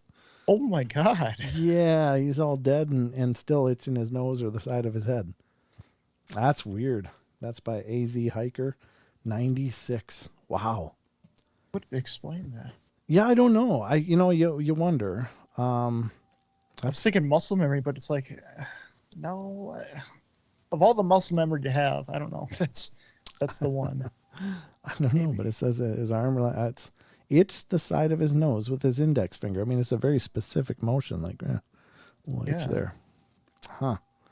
That's pretty bizarre. Do you think maybe he came back quickly and then coded again or something? I don't know. Wow. Depending on, I mean, it would have to depend on how the timeline between the events of his passing and this and that. Yeah. It says this is 15 minutes after he drew his last breath and his heart stopped. Maybe who knows? Maybe he did come back, but then just without them knowing it coded. I don't know. Well, I don't know if they continue to monitor that after 15 minutes. They just call it and say, okay, let's shut down the machine. Let's just prep them. And then all of a sudden. That's actually a really good question. I don't know. Yeah, I don't know. It does seem to be a pretty profound movement for just, some jerky nerve kind of thing. But anyway. Yeah. Yeah. Wow. That's pretty crazy. So that's that article. I hope you guys enjoyed it. It's taken a few nights to get through it, but those are some pretty profound stories. And again, hospitals are hotbeds. They are hotbeds of activity for the paranormal. There's no question. So yep. I think it's very powerful stuff. And it makes sense. Hospitals are where births happen. It's where deaths happen. It's where people come in the most traumatic states. It's where accidents happened and where I don't know, just it's a coming and going. It's a place of joy, suffering, and woe and agony, and those are pretty serious psychic imprints. So, yep. Yeah, I mean, it's kind of interesting because it does seem like there's a utilitarian factor to some of these entities, like the guy with the clipboard. When he comes, it's a premonition, it's a foreboding, it's a symbol that person is going to die. But is it like an angelic thing? Like, oh yeah, you're coming pretty soon with me, and it just appears with a clipboard, maybe because that's the most logical appearance for in that facility. I don't know. You're next on the list. Yeah. Yeah, Oh, that type of thing. it's like, it's heaven Santa. Oh, you made the list. Yeah, I don't know. I mean, I don't know. It's just very curious, but it does seem like some of these entities appear to people, maybe as comfort, maybe as I don't know. Not some of them didn't seem comforting at all, though. Like cutting. Yeah, the guy in this the striped Yeah. shirt or whatever. Yeah. Well, he just sat and talked to people, but it was the old guy, that old white guy that was. Oh, that's the one I was thinking creeping of. up behind the kids. That's creepy. Yeah. That's really kind of disturbing. But I don't know. All we can do is speculate, obviously. But some of them seem to be on that. That was their purpose. Like in the what was it, Supernatural? The Reapers. They were basically the people that would collect the dead. They would come in and take people to the next life. And maybe some of these are some example of that. And the thing is I'm not trying to draw any kind of serious symbolism from shows like Supernatural, because obviously those are absolutely wild fabrications. But a lot of times there's some basis of legend in those stories. And, another great example of that is like J.K. Rowling. She used many different folklore and what am I trying to think of? Other religions and such, and symbols from other belief systems, and incorporated them into her world. And so they do have a precedence, all of the things mentioned in those books, but they're obviously very fabricated. But again, would you say that Dementors were inspired by demons, or how would you? I don't know what that. I think that is actually a kind of a I don't know. There's these shadowy beings. Let's see. Let's just look it up. Dementors in history, or in folklore. Let's say folklore. Yeah. Let's see what it says. A Dementor is a gliding wraith-like dark creature, widely considered to be one of the foulest of the dark creatures to inhabiting the wizarding world. Yeah, well, thank you very much for that. It's just bringing it back to Harry Potter. Yeah, it's just thank you for that. I said folklore. I didn't say in historical lore. Maybe I'll say that. Not lore. Dementor. Rachel says Dementor was a symbol of depression. Oh, okay. That makes sense, Sure. actually. Yeah.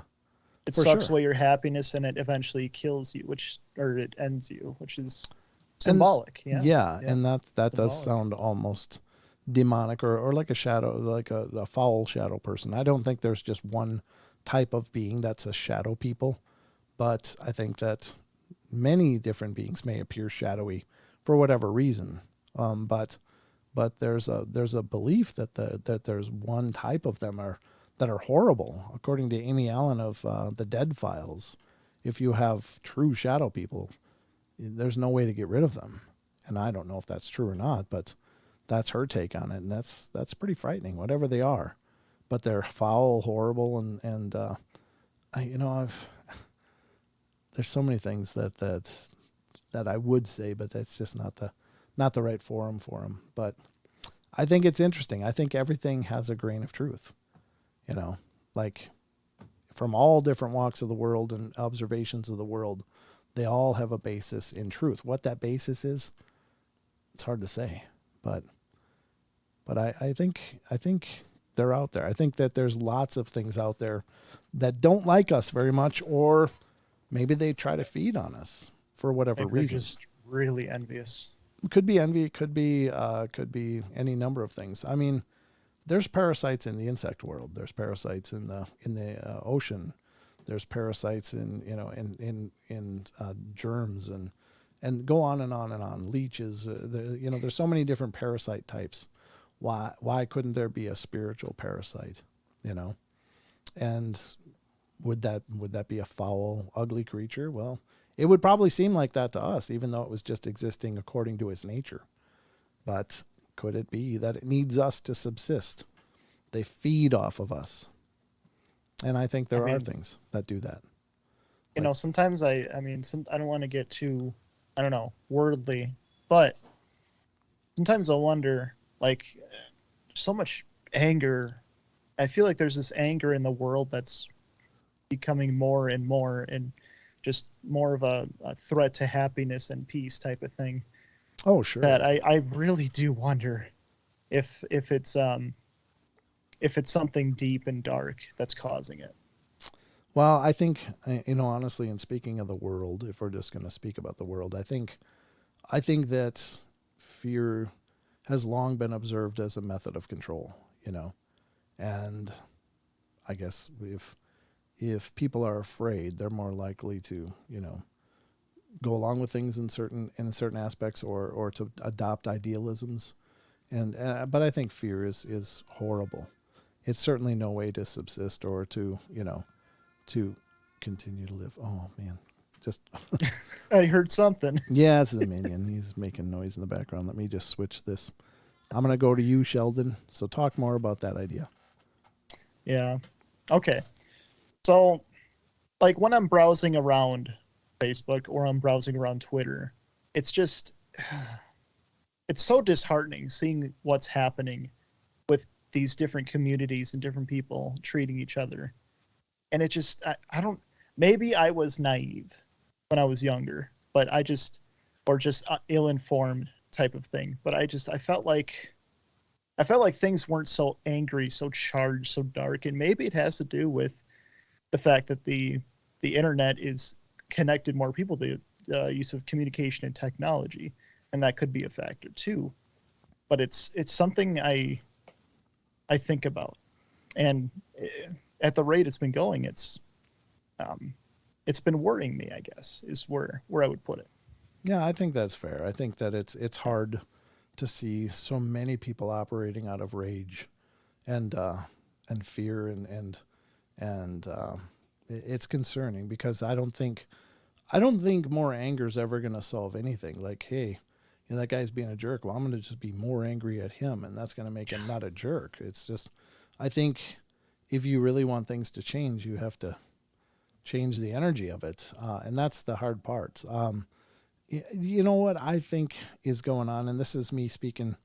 It still has to do with energy and with the whole, I don't know, esoteric world around us. But I think what's going on in a lot of cases is that we're changing.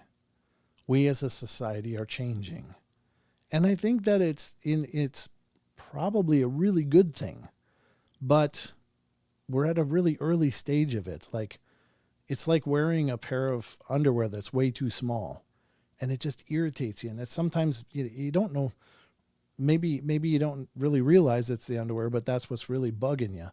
And it's like we're all wearing clothes that are too small. Like, the old ideals and the old systems just don't fit us anymore. And so people are agitated, and they just want to stretch and expand against that. And so that's where some of the anger is coming from, because it's just like, no, this doesn't fit anymore. And I think people are upset because the vibration is changing. And the problem is that there's plenty of concepts that are taking advantage of that anger and trying to direct it towards other things, rather than the idea that maybe we're supposed to be emerging and expanding and becoming better. But it's, kind of re-aiming us into, division and hatred and stuff. And that's very concerning to me. But it's not really the scope of the show. And I apologize to anybody out there that's like, God, I didn't want to tune in to be preached at, so I apologize, but it is, you're right. It is concerning, and it's certainly something I think we all realize is going on. But I think Yeah. people are also realizing that it's a journey for us, and we got to find our truth and then manifest that in the world. And I think there's just too many sound bites and too many propagandists out there, and it's really Yeah. making things difficult. So, but anyway, let's move along. Good points. Good point. Oh. Rachel says, "Fear is what kept us alive for thousands of years. Animals will eat me. The other people will kill my people. Mhm. Joy, happiness, good news is something that we don't get in too small doses on the internet. Yeah. Or we do get in too small doses on the internet.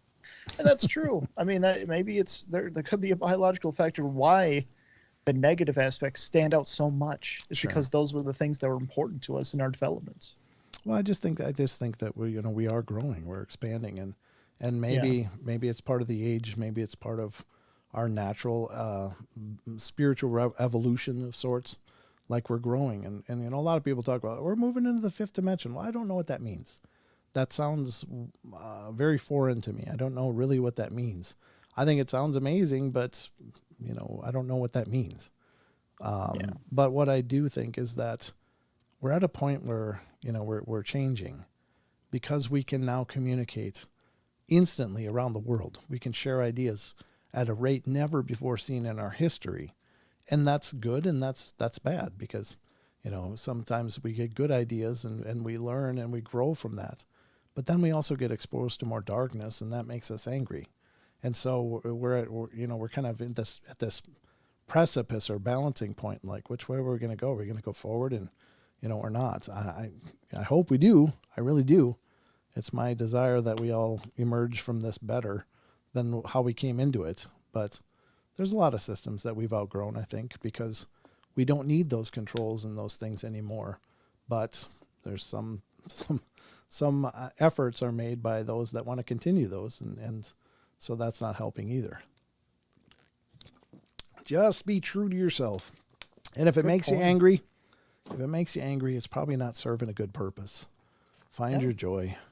That's the more anger isn't going to solve anything. You're not going to solve it by being angrier than the other side or something.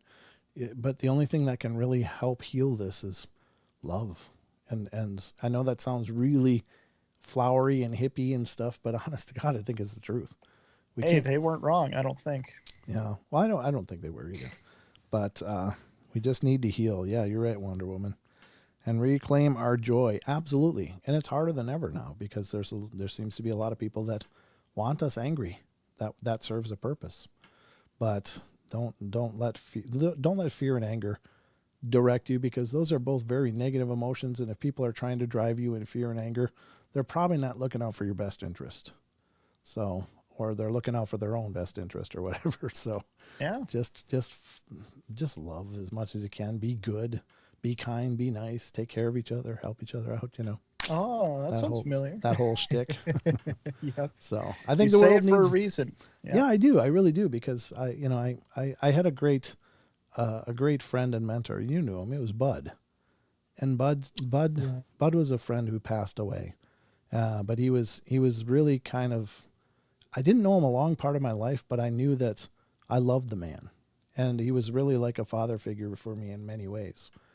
But he said, if you have to make a choice between being right or being kind, be kind. And I was like, that's profound, So that's one of the reasons I say be good, be kind, is just an homage to Bud. So, I miss Bud. Yeah, exactly. Me too. He was a good guy. But anyway. So let's get to another one here. Thank you, Rachel. You got right on that. Yep, I see that. Rachel's got like the Kung Fu mod reactions, like nice. Get him out of here. Dragging the corpses out. All right, so well done. All right, so where are we at with time? I don't even know. We're at 8:30. I think it's a good time to jump into this article from Bustle that I was talking about before. And we'll get into some other stuff if we still have time. I don't know how long it'll take me to read through this, but this is from bustle.com, and this has to do with the Navajo Nation tasked 2 rangers with investigating growing Bigfoot sightings. Actually, one of the people I want to get on the show is Brenda Harris. She's got some great stories from the tribes down in Southwest. Oh, you absolutely should then. Yeah, I know. It's one I've thought about for years, but then I forget and I get tied up. But yeah, we're going to try to make that connection. So, yeah. Unsolved Mysteries Volume 3 opens up their paranormal case files. This is by Brad Witter, and this was from October 26, 2022. Yeah, this is from 2000. Okay. In 2000, 2 Navajo Nation Rangers were given a very special assignment to investigate reports of paranormal activity on the reservation. The creation of the 2-man task force stemmed from a complaint lodged against the department for failing to investigate a Bigfoot case. In the 5th episode of Netflix's Unsolved Mysteries Volume 3, titled Paranormal Rangers, these now retired officers, Stanley Milford Jr. and Jonathan Redbird Dover, opened their case files to reveal some of the most out-of-this-world phenomena that they personally experienced. Bigfoot sightings haven't exactly been a rarity for the 27,000 square miles of the Navajo Nation land, which is located in northern New Mexico, occupies a space that is roughly the size of West Virginia. The Durango Herald in 2013 referenced reports of dark intruders on private property, believed to be responsible for stealing or killing livestock and raiding gardens, among other misdeeds. What's more, the reported sightings of what some residents believed to be a Bigfoot had been continuing to grow more and more with each year, according to the paper. A year earlier, New Mexico's Farmington Daily Times also reported an increase in Bigfoot sightings, citing 3 reports from witnesses who either saw the creature itself or its footprints. Between January 2011 and January 2012, one man said he stumbled upon Bigfoot while herding his livestock in the Chusca Mountains. My animals froze and I saw the thing walk over the hill, he told the paper through a Navajo interpreter per Indians.com. I didn't know that site exists. It was taller than 8 or 9 feet, taller than the bushes, upright and hairy. The description certainly aligns with those presented in Unsolved Mysteries, which also draws a correlation between a simultaneous uptick in UFO sightings in the same area. Yeah, that's crazy. Again, there's that correlation. According to Milford and Dover, the hairy beast is commonly described as being about 7 or 8 feet tall, muscular, having canine teeth. That's not normal, actually. Usually they're described as like big chiclets. Their teeth are just huge, but they're like chiclets being square like candies, yeah. Like square, okay. blocky teeth, yeah. It's not unheard of, but there are some like a gugwe, which is supposed to have very sharp fang-like teeth. The smelling like a wet dog. Rangers also pointed to frequent reports of Bigfoot stepping over corrals and taking sheep, along with revealing incidents of sheep being killed by having the wool ripped out right off their backs. Oh, God. That's horrible. The Netflix series also features actual footage of the duo taking an eyewitness statement from one of an astounding 30 people who reported seeing a Bigfoot along the San Juan River. Coming down that highway there, I thought a person was hitchhiking. A woman explains to them in the clip, but as I got a little closer, it wasn't a person.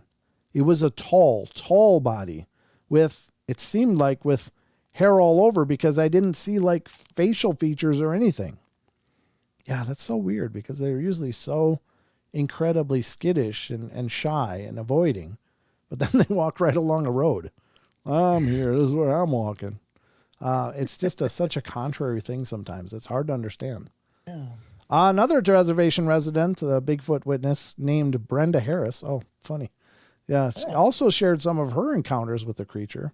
She recalled a summer night when something that was black, tall, and covered in hair repeatedly tried to turn the doorknob of her mobile house and then darted off her porch to the west, something that continued throughout an entire night. The next morning, Harris found what she described as a footprint measuring about 18 inches long and 4 inches wide. That's a big foot. Yeah. Sorry. The Durango Herald also interviewed Harris on 2013's inaugural Northern New Mexico Bigfoot and Paranormal Conference, where she was a speaker and shared her experiences with 300 attendees. She explained that she teamed with other locals to form the Shadow Seekers, a group of investigators that investigates incidents in the area and tries to find evidence. Their focus on the public safety, and that's why I'm here, Harris explained to the paper. I don't want to hear about anybody getting hurt. So it is curious. Again, there's no shortage of of claims from the First Nation lands. But then again, they've got a history that goes back thousands of years. You know, Yeah. we're relatively man. new. So much history. Yeah, we're relatively new, but, you know, they've been around for a long time. And, you know, again, like we talked on the show last night with the Sasquatch Sisters Northwest, I was like, you know, there's actually histories of native populations trading actively with these forest people. And I think that's fascinating. It's just because was there a language that was shared? Are they able to learn our languages, whether it's the First Nations or us as, you know, the Westerners?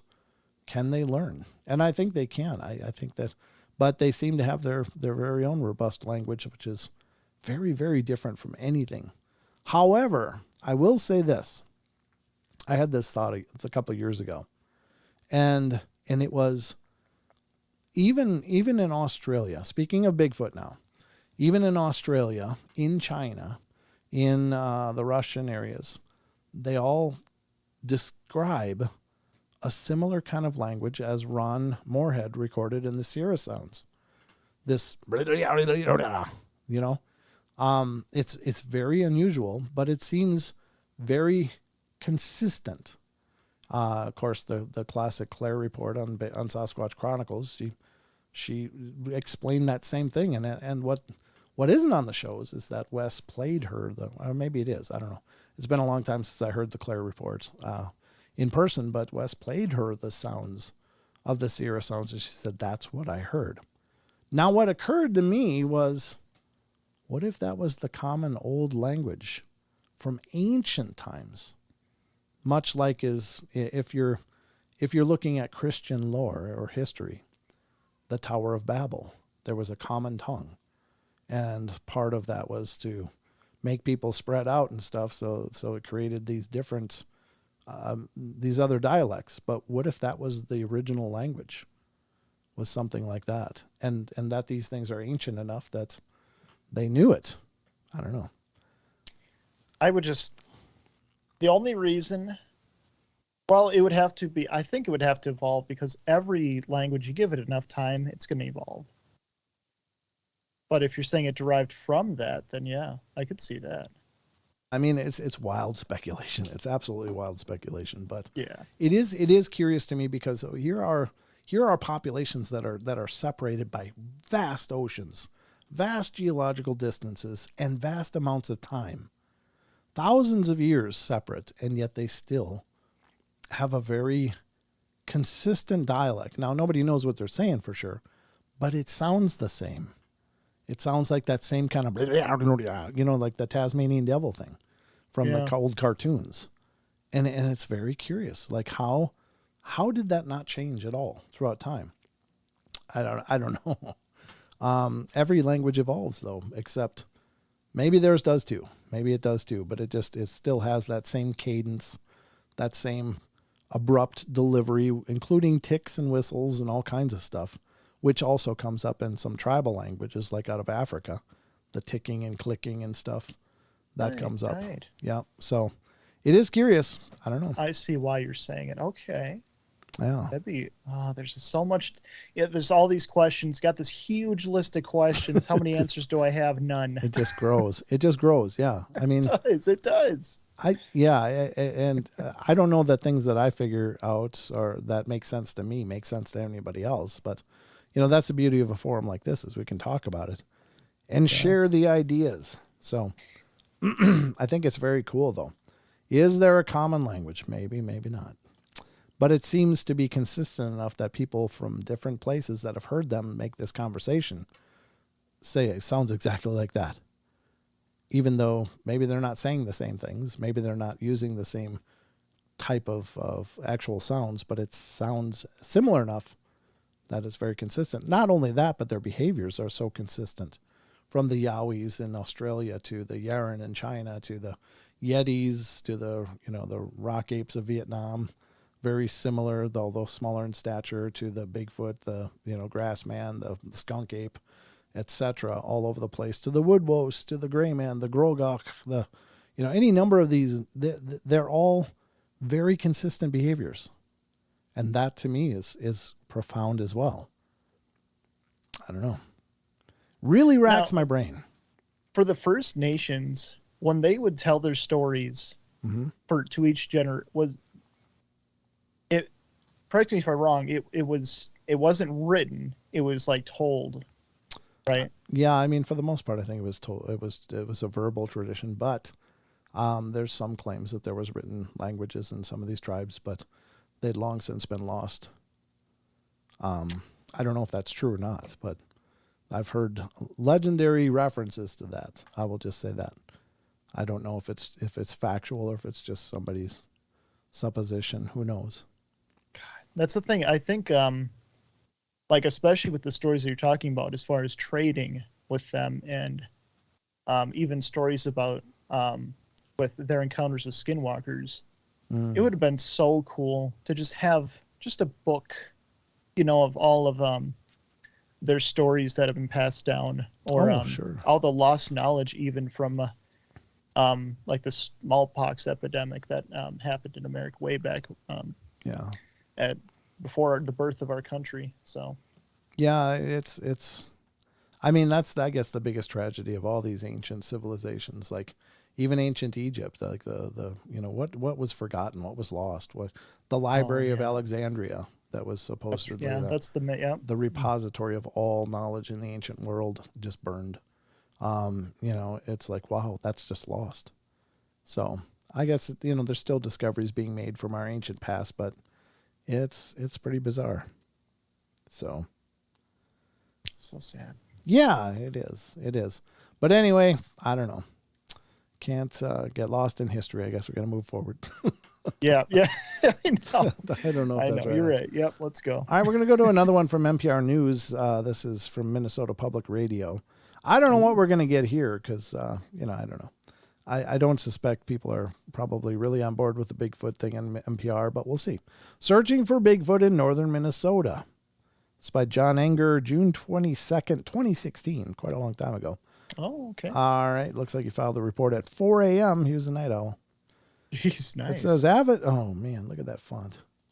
Let's make that readable. There we go. That's more my speed. All right, avid Bigfoot hunter Michael Hexum claims to have seen one on from a deer stand, and then when he was 14, and passionately pursued them ever since, often spending silent evenings in the woods of northern Minnesota listening for their calls. Mike Hexum says he first saw Bigfoot from a homemade deer stand on Minnesota's Iron Range. He was 14 years old then, old enough for his father to send him alone into the woods with a sandwich and a rifle. Bring back meat. He walked into the shooting lane 30 feet in front of me, Hexum recalls. I thought it was a guy, a big dark guy and a prehistoric face on it. Of course I freaked out. I couldn't get out of the woods fast enough. He told his father what he saw, and his father told him never to talk about it. He said it would embarrass the family, Hexum says. So Hexum went on with his life.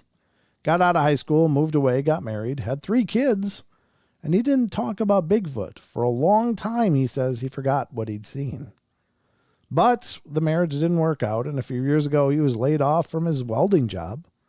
He moved back to a small cabin in the woods near his childhood home and started watching TV shows about Bigfoot. Then one morning, he says he saw Bigfoot again. The place I live, I didn't have any running water, he says, so I had a ritual every morning of going down to the lake. I had a hole in the ice for getting water for dishes and washing, and then I'd bring some coffee and watch the sun come up. He says a tall, hairy creature was walking on the ice that winter morning, far out across the lake, and that's when he started to remember his childhood experience, when he started to believe. Now, Hexum is one of Minnesota's most dedicated Bigfoot researchers. He spends his evenings out in the woods or behind a keyboard chatting with other enthusiasts online. And he's found a new purpose for returning to the very woods of his first sighting. He's scouting locations for the Animal Planet's Finding Bigfoot, which will film an episode in Minnesota later this summer. Yeah, I saw that episode. It says, NPR News video, hunting for Bigfoot in northern Minnesota, tracking Bigfoot. It says 20 miles north of Nashwauk, Hexum turns his truck down an old logging road and switches on the 4-wheel drive. He bought an Abe Del Rio, I don't know what that Abe Del Rio is, along too. Oh, a person. A Bigfoot enthusiast from St. Paul. Del Rio stands in the bed of the truck to keep an eye out for Sasquatch. The trail is rock and mud, hemmed in by trees and partially flooded. The air hums with mosquitoes. It's not an inviting part of northern Minnesota, but that's where you have to go, Hexum says, if you want to see a Bigfoot. I mean, what a paradise for Bigfoot, he says. There's no human traffic. You've got food. You got shelter. And it's like a grocery store and nobody's there. 4 miles into the former game reserve, the trail runs out in a small clearing. Hexum gets some camp chairs from his truck, and Del Rio breaks out the bug repellent. With an hour of daylight left, Del Rio cups his hands and lets out a long, high-pitched whoop. Then he lifts a short baseball bat from his belt and swings it into a white pine. If there's a Sasquatch around, he knows we're here, he says. Now it's a waiting game. He lights a cigarette. It's like he's being all stealthy. He's got bug spray and cigarette cooking. And listens to the mosquitoes and the wind in the trees. When searching for Bigfoot, wood knocks are pretty common techniques. Hexum believes roaming Bigfoot communicate over long distances with ape-like calls or by hitting trees with fallen limbs, imitating those sounds, he says, can sometimes get a reply or draw one into camp. Abe uses that special bat, Hexum says. I'd rather use a stick. The same tools Sasquatch has. I think they can hear the difference. It says, a good decade for Bigfoot. The legend of Bigfoot has its roots in stories of wild men and Yeti, told by the native tribes in Asia and the Pacific Northwest. Debate over the creature's existence first broke into the mainstream culture about 1967 when Roger Patterson captured 39 seconds of video that appeared to show a tall, hairy animal walking upright on two legs by a creek in Northern California, and some said it was a man in a gorilla suit. Some believe it's Bigfoot. Bigfoot hunters are undeterred by the lack of scientific proof to back up the legends. See, now that's not really the case, though. I mean, there's hundreds of footprints and possibly thousands that have been cast, several of which include dermal ridges. So it's like that's not somebody in a piece of wood stamped out to look like a foot. And unidentifiable samples too. Sure, but they can't identify what it is. So the other part of it is that when you talk to Dr. Jeff Meldrum, he talks about that when they're like looking at a trackway, it's not like every print is exactly the same. You can see the differences in the prints based on the strata that they're walking on. Like if there's a huge branch just underneath the soil, it'll affect the print. It won't just be a hard block, And the slope of a hill will affect the shape of the print or the way the weight was bared on it to create a deformation in the foot to accommodate that. I mean, it's not like these people are just like, oh, there's a print, that's the real thing. Oh, let's cast it. They do have a pretty robust criteria for identifying tracks.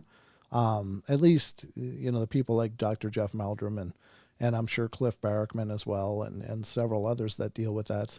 But, for the layperson, hey, it looks like a footprint, let's cast it. But you really have to, take into account a lot of different things. But, the tracks are not, I don't think could be just openly dismissed. Like, well, they got hundreds of tracks. What a bunch of fools. There's just lots of people with wood stamp out feet walking around in secluded forests in the middle of nowhere. Yeah, the logic right there. Yeah, exactly. Yeah. It's just so dumb. Who's wasting their time? Yeah. Hey, I'm going to go up to the boundary waters of Minnesota where there's maybe, 300 people all season coming through. And I'm going to stamp out a bunch of tracks so somebody finds them. It's like, no. Yeah. Nobody's going to waste their time hoaxing up there. But anyway, the past decade has been a boom time for Bigfoot enthusiasts. According to Bob Barright, who volunteers for the Bigfoot Field Researchers Organization, a national group dedicated to proving the existence of Bigfoot, when the sighting is reported in Minnesota or Wisconsin, Barright is called in to investigate. He said it's just 1 in 5 calls are believable enough to try to confirm. In Minnesota, what Barright considers to be legitimate sightings are on the rise. Twice as many Minnesotans have reported seeing a Bigfoot in the last 10 years as in the previous 20. Barright said there's one good reason for that: television. Sure. I mean, more people are willing to talk about it because the conversation is more open now. So yeah, rather than just whispering to your close friend, hey, I saw something. I don't know what I saw. That was really weird. Now people are more confident in, making claims openly, and just to find out what they've seen. It's not like everybody wants attention. They just want answers. You know what? That's a good point. Yeah. Yeah. That's true. In 2007, an episode of the History Channel's paranormal reality television series Monster Quest focused on the Bigfoot legend. That show spawned a handful of other Bigfoot-related TV shows, he said, and many thousands of people claim sightings all over the country, including in Minnesota. People don't feel embarrassed by reporting things, he said. They don't feel crazy anymore. They feel accepted. Exactly. That's exactly it. Now people can have these discussions, whether it's ghosts, UFOs, Bigfoot, strange phenomena, whatever. People are more open about talking about it now because they can see that there is enough interest out there of like-minded people that want to discuss this. So, whereas before there just wasn't. That's the beauty of the internet as well. It's like now you can find communities of people to talk about these things with, and they can share ideas and, corroborate information and, bring together a better body of knowledge and information. So it says, waiting for Bigfoot. A half hour passes in silence, and the two researchers give up on the waiting for Bigfoot strategy, setting off instead through the dense woods towards a tamarack swamp. Through years of thinking about it, I've determined they primarily live in that swamp, Hexum says. I'd bet my year's pay on it. When the ground turns squishy and wet underfoot, Del Rio makes a few more tree knocks with his baseball bat and waits in silence for a reply. There's no sound but the mosquitoes. It's really quiet here, he says. It's almost too quiet, Hexum replies. There's a good possibility we're not alone. I think that's fair, actually, because I don't think you probably can actively enter their forest without them being pretty aware of it. I think, that's their home. They know what sounds right. They know what doesn't sound right. They know the birds and animals that alarm when things come through. They know. Oh, good point. Yeah. Like squirrels. Squirrels are chattery bastards. They're like, meow, meow, meow. Oh yeah. When you get near them, they're they make that weird sound. Crows and jays are terrible too. They'll bust you all the time. Oh yeah. When we're mushroom hunting up here, it's like it's like, damn it. And that is a warning. That's true. For They're sure. Like, hey, people are here. Hey, yep. Hey, something's over here. Something's over here. Be careful. The young frogs usually make their springtime chirps might have been silenced by a passing Bigfoot, Hexum says. As the sun sinks beyond the trees, they head back to camp, light a fire, and apply more bug spray. It's nice. They had to include that. I mean, was there nothing else to write about? That's all you could come up with? On the way back, Del Rio spots what looks like a footprint. He drops to one knee and pulls out a camcorder and a tape measure. It's Saturday, June 11th, he says into the camera. I think we got something here. This could be a right foot impression. We measured it at 13.5 inches long, about 6 inches wide, a possible mid-tarsal break. Del Rio is highly prepared for a sighting. He had the camcorder and tape measure on his utility belt, along with the short tree-knocking baseball bat, twin cans of pepper spray, in case a Bigfoot sighting turns violent. All the items are painted with green Bigfoot silhouettes. These things he hopes will help him prove the existence of Bigfoot. He's wearing a t-shirt with the phrase "Squatch On" printed on it. But after a short investigation, he's not sure about the footprint. I'd call it an impression, he says. I hesitate to call it a footprint. I don't know what that means. What's the difference?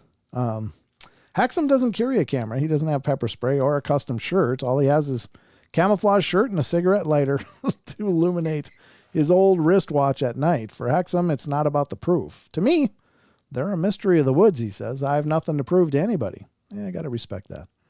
It's dark by the time they reach the clearing, so Del Rio sparks up a fire. They tell Bigfoot stories by its flickering light, like the time Del Rio believes he was chased by a mother Sasquatch 16 years ago. He ran for the car and didn't get a good look. Hexum tries a few wolf howls out into the dark woods, saying Sasquatch is known to hunt with wolf packs. I don't know. That's a bold claim, though, right? I don't know how they're known. I have never read or seen anything But Yeah. maybe there's something out there with that. Wow. They might follow wolf packs because they can maybe steal their prey or whatever, but I don't know. I don't know that they actively hunt in cooperation with other things. That's a pretty bold statement, but I don't know. Maybe this guy knows something I don't. And might respond to their calls. There's no responses, and talk turns to the various other skills Bigfoot might possess, including skinning and wearing deer hides and making a noise called infrasound. It's a frequency that's below the human hearing range, Del Rio says. It has effects on the body. It gets you scared and clammy. It can make you feel like you're about having a heart attack. The cool air of night sends the mosquitoes back to their swamp, and the fire burns low. Del Rio has to head home by midnight. He's an air conditioner installer in St. Paul and has to work in the morning. Wow, that's a determination there. His girlfriend calls his cell phone to remind him, and Hexam has to work too. He's a welder in the mines. The night winds down with a little more than a possible foot impression, but no one is too concerned. It's not a wasted night, Hexam says. It's like deer hunting. The whole day I'm thinking about this. Will we hear something? Will we hear something? It's the adventure, and the night's beautiful. Now if we could just get a really loud knock about 20 yards that way. Yeah, I mean, it's a good article. It's kind of like just following these guys around. It's interesting. I mean, really, I don't think you can, like, find them. You got to let them find you. And I think I was thinking their approach is same right. thing. Yeah. Like we were talked about this before, but like, you know how what is that show on TV that we used to watch, hunting Bigfoot or something? Mm-hmm. Finding Bigfoot, yeah. Finding Bigfoot. Mm-hmm. Like they would do these boisterous yells, and they would smack on the wood and whatnot. Yeah. But you were saying that, like, you don't know what you're doing. You don't know what you're saying to them. Like, you could be saying in their language, "I'm a human," you know, like you don't know. Yeah. And I think the way the stories that we do hear, Yeah. they're not hunting Bigfoot. They're hunting something else or doing something else in the woods. Yeah. They're not trying to find them. And I think let's learn from example. How do these stories come up is because they find them. Right. Normally. Yeah, like they're curious about what the people are doing. Yeah. Yeah, I mean, when they're yelling, like, could be saying, "I've got a bad rash," and be like, "Well, let's not go over by Grokthar. He's got a rash." You know, so they avoid that whole area because, like, oh, he's got a rash. You don't know. We don't know what we're saying. We don't know what they're hearing, and you know, the other thing is like, think of the people you know. You recognize their voices. And then if somebody comes in that's not somebody you know, and you don't recognize their voice, it's like, oh, who is that? Yeah, So, it's like, okay, we're going this way then. We're not going over there. Yeah, I don't think you're going to fool a Bigfoot into, oh, that's one of ours. You know, that's Bill, you know. Plus, they've traveled in family groups. Right. So you're trying to yell to them, like, trying to get them to come to you. If their whole family group's there, why? Why would they come to you? They're not missing anyone, right? They're not trying to communicate with another one of their family group. Yeah. They're already there, probably. Yeah, exactly. So I don't know. I think that's, while it's interesting to try to mimic sounds, and maybe you'll get some kind of response if it's far away enough and maybe audioly ambiguous enough that they're like, oh, hey, maybe. But I think that it's, when you listen to the actual calls, when you actually listen to these actual sounds, the power of the voice is so incredibly profound. And the scales that they cover, I mean, they go from low to these screaming highs down to a roar. And it's like, my God, that's such a powerful sound. And I don't think that our vocal cords can duplicate that. I don't think that it's possible. But there are those that claim, that what you're doing by doing that is challenging their, the alpha male or something. Like, you go do a big Ohio howl, like, oh, and then they'll go like, oh, this is my property, and they'll come charging. I've heard stories like that. I've heard claims like that.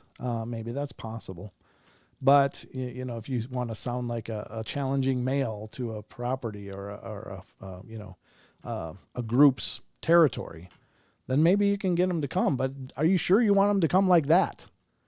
Are you sure you want 1,000 or 1,200 pounds of muscle and pissed rolling down on you because, it thinks you're trying to take over its territory? That's not the kind of a counter I want. That's a good question. I mean, look at bears. Yeah. You yell at a bear, it's thinking you're challenging it.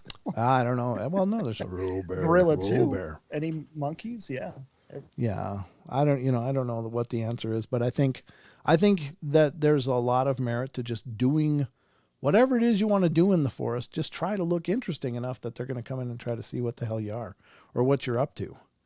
Because again, I think you got to appeal to the curiosity in them. Like, you definitely don't want them pissed. So, yeah, I don't know. It's hard to say, folks, but I can say that Wonder Woman says, reinforces a good point. As a family, each one had their own bird call to identify each other, hunting and playing on the ranch. Ranch. Yeah. Nice. And that's a good point. They probably have their own signals for each other. Right. And it probably is unique to each family group, and who knows, but I can tell you what, we're out of time for the night, folks. It's been over 2 hours, just by a few minutes, but I hope you guys enjoyed the journey. Thank you to everybody that came along to be a part of the show. I appreciate it. Thank you to our chatters. Do you want to do some shout outs quick, Sheldon? Let's do quick shout outs because we kind of forgot that. Not? All right. If you guys want to shout out, go ahead and chat in the YouTube chat. But right now we have D Oceans, Donald Fuller, I am Pam, Maggie M10, you're here, Rachel's here, Renee's here, Ruger Ridge, Aggravated Progressive, Jake's here, I'm here, Sugar Britches is here, The Fourth Color, Tracy Gale, Wonder Woman, and I don't think I did. I think that's all we have right now. That's all the active chatters. Yeah, that's fine. Wonder Woman says, "Yeah, I'm talking about my family, not Bigfoot." Yeah, I knew what you meant. Yeah. But I mean, it's a great take because could that be similar? Would each family group of these Bigfoot possibly have their own calls that are unique to them? And it's possible. That makes sense. We assume they're very intelligent, so maybe they could have contingencies and. This is what the noise you make if you're in trouble. It's a subtle noise to everyone else, but to them, to the family group, it'd be like, oh, God, let's get over there. So it's hard to say. But, ladies and gentlemen, thank you so much for joining us here on the show. If you're new and you like what you hear, please get subscribed, ring the bell. Remember to check paranormalportal.net for any updates or any information about where to find the shows, all of our different shows that we do. There's the shows here, there's the podcast, and anything else we're doing, I'll announce it over there, but also check out, facebook.com/paranormal portal radio, facebook.com/paranormal portal radio. It's kind of a mouthful, but, anyway, that's our Facebook site for the show, but I have a Facebook page, and so there's another one called Paranormal Portal Fans, which is our page as well. Don't forget the Discord, which has our chat community that's going kind of all the time. We would love to have you over there. Sheldon will put a link in there. He already did. It's in the chat. Yep. So if you want to join the Discord, become part of this, and participate in the questions of the week, there's a question of the week every day before, probably about 24 hours or roughly somewhere around there before a live show. So anywhere from 12 to 24 hours before. We'll post a question that you guys can answer and weigh in on. Let us know. But again, any of you guys have questions you'd like asked, we'd love to hear from you. So by all means, email those to paranormalportalradio@gmail.com or email me from the paranormalportal.net site. You can get in contact with us there too. But that's all we got. Sheldon, anything in closing? No, you actually covered everything. So, I think I did, yeah. I think I did. I was just kind of on a roll there, so I went with it. Yeah. All right. Fine. Just remember, folks, we love you all. Be good, be kind, be nice. Take care of each other, especially now, God. Find the magic in every day and remember to laugh as much as you can. And we'll see you on Wednesday for the next live show. Hope to see you guys then. So, again, that'll be right here on YouTube, 7 p.m. Pacific Standard Time, 10 p.m. Eastern Time. We'd love to see you. So get subscribed, ring the bell. You'll get the notifications. But that's all we got for tonight, folks. Have a great night and have a great rest of your weekend, and watch for the podcast on Monday. But again, visit paranormalportal.net for all those relevant links and to all the social media. On the top of that page is all of the social media links that I have currently. So you can check it all out there. Follow us on Twitter, all that stuff, I don't know. All right, guys, that's it from us. Long-winded. All right, I'm going to spend about 3 hours inhaling after this. So, all right, good night, everybody. Take care. Good night.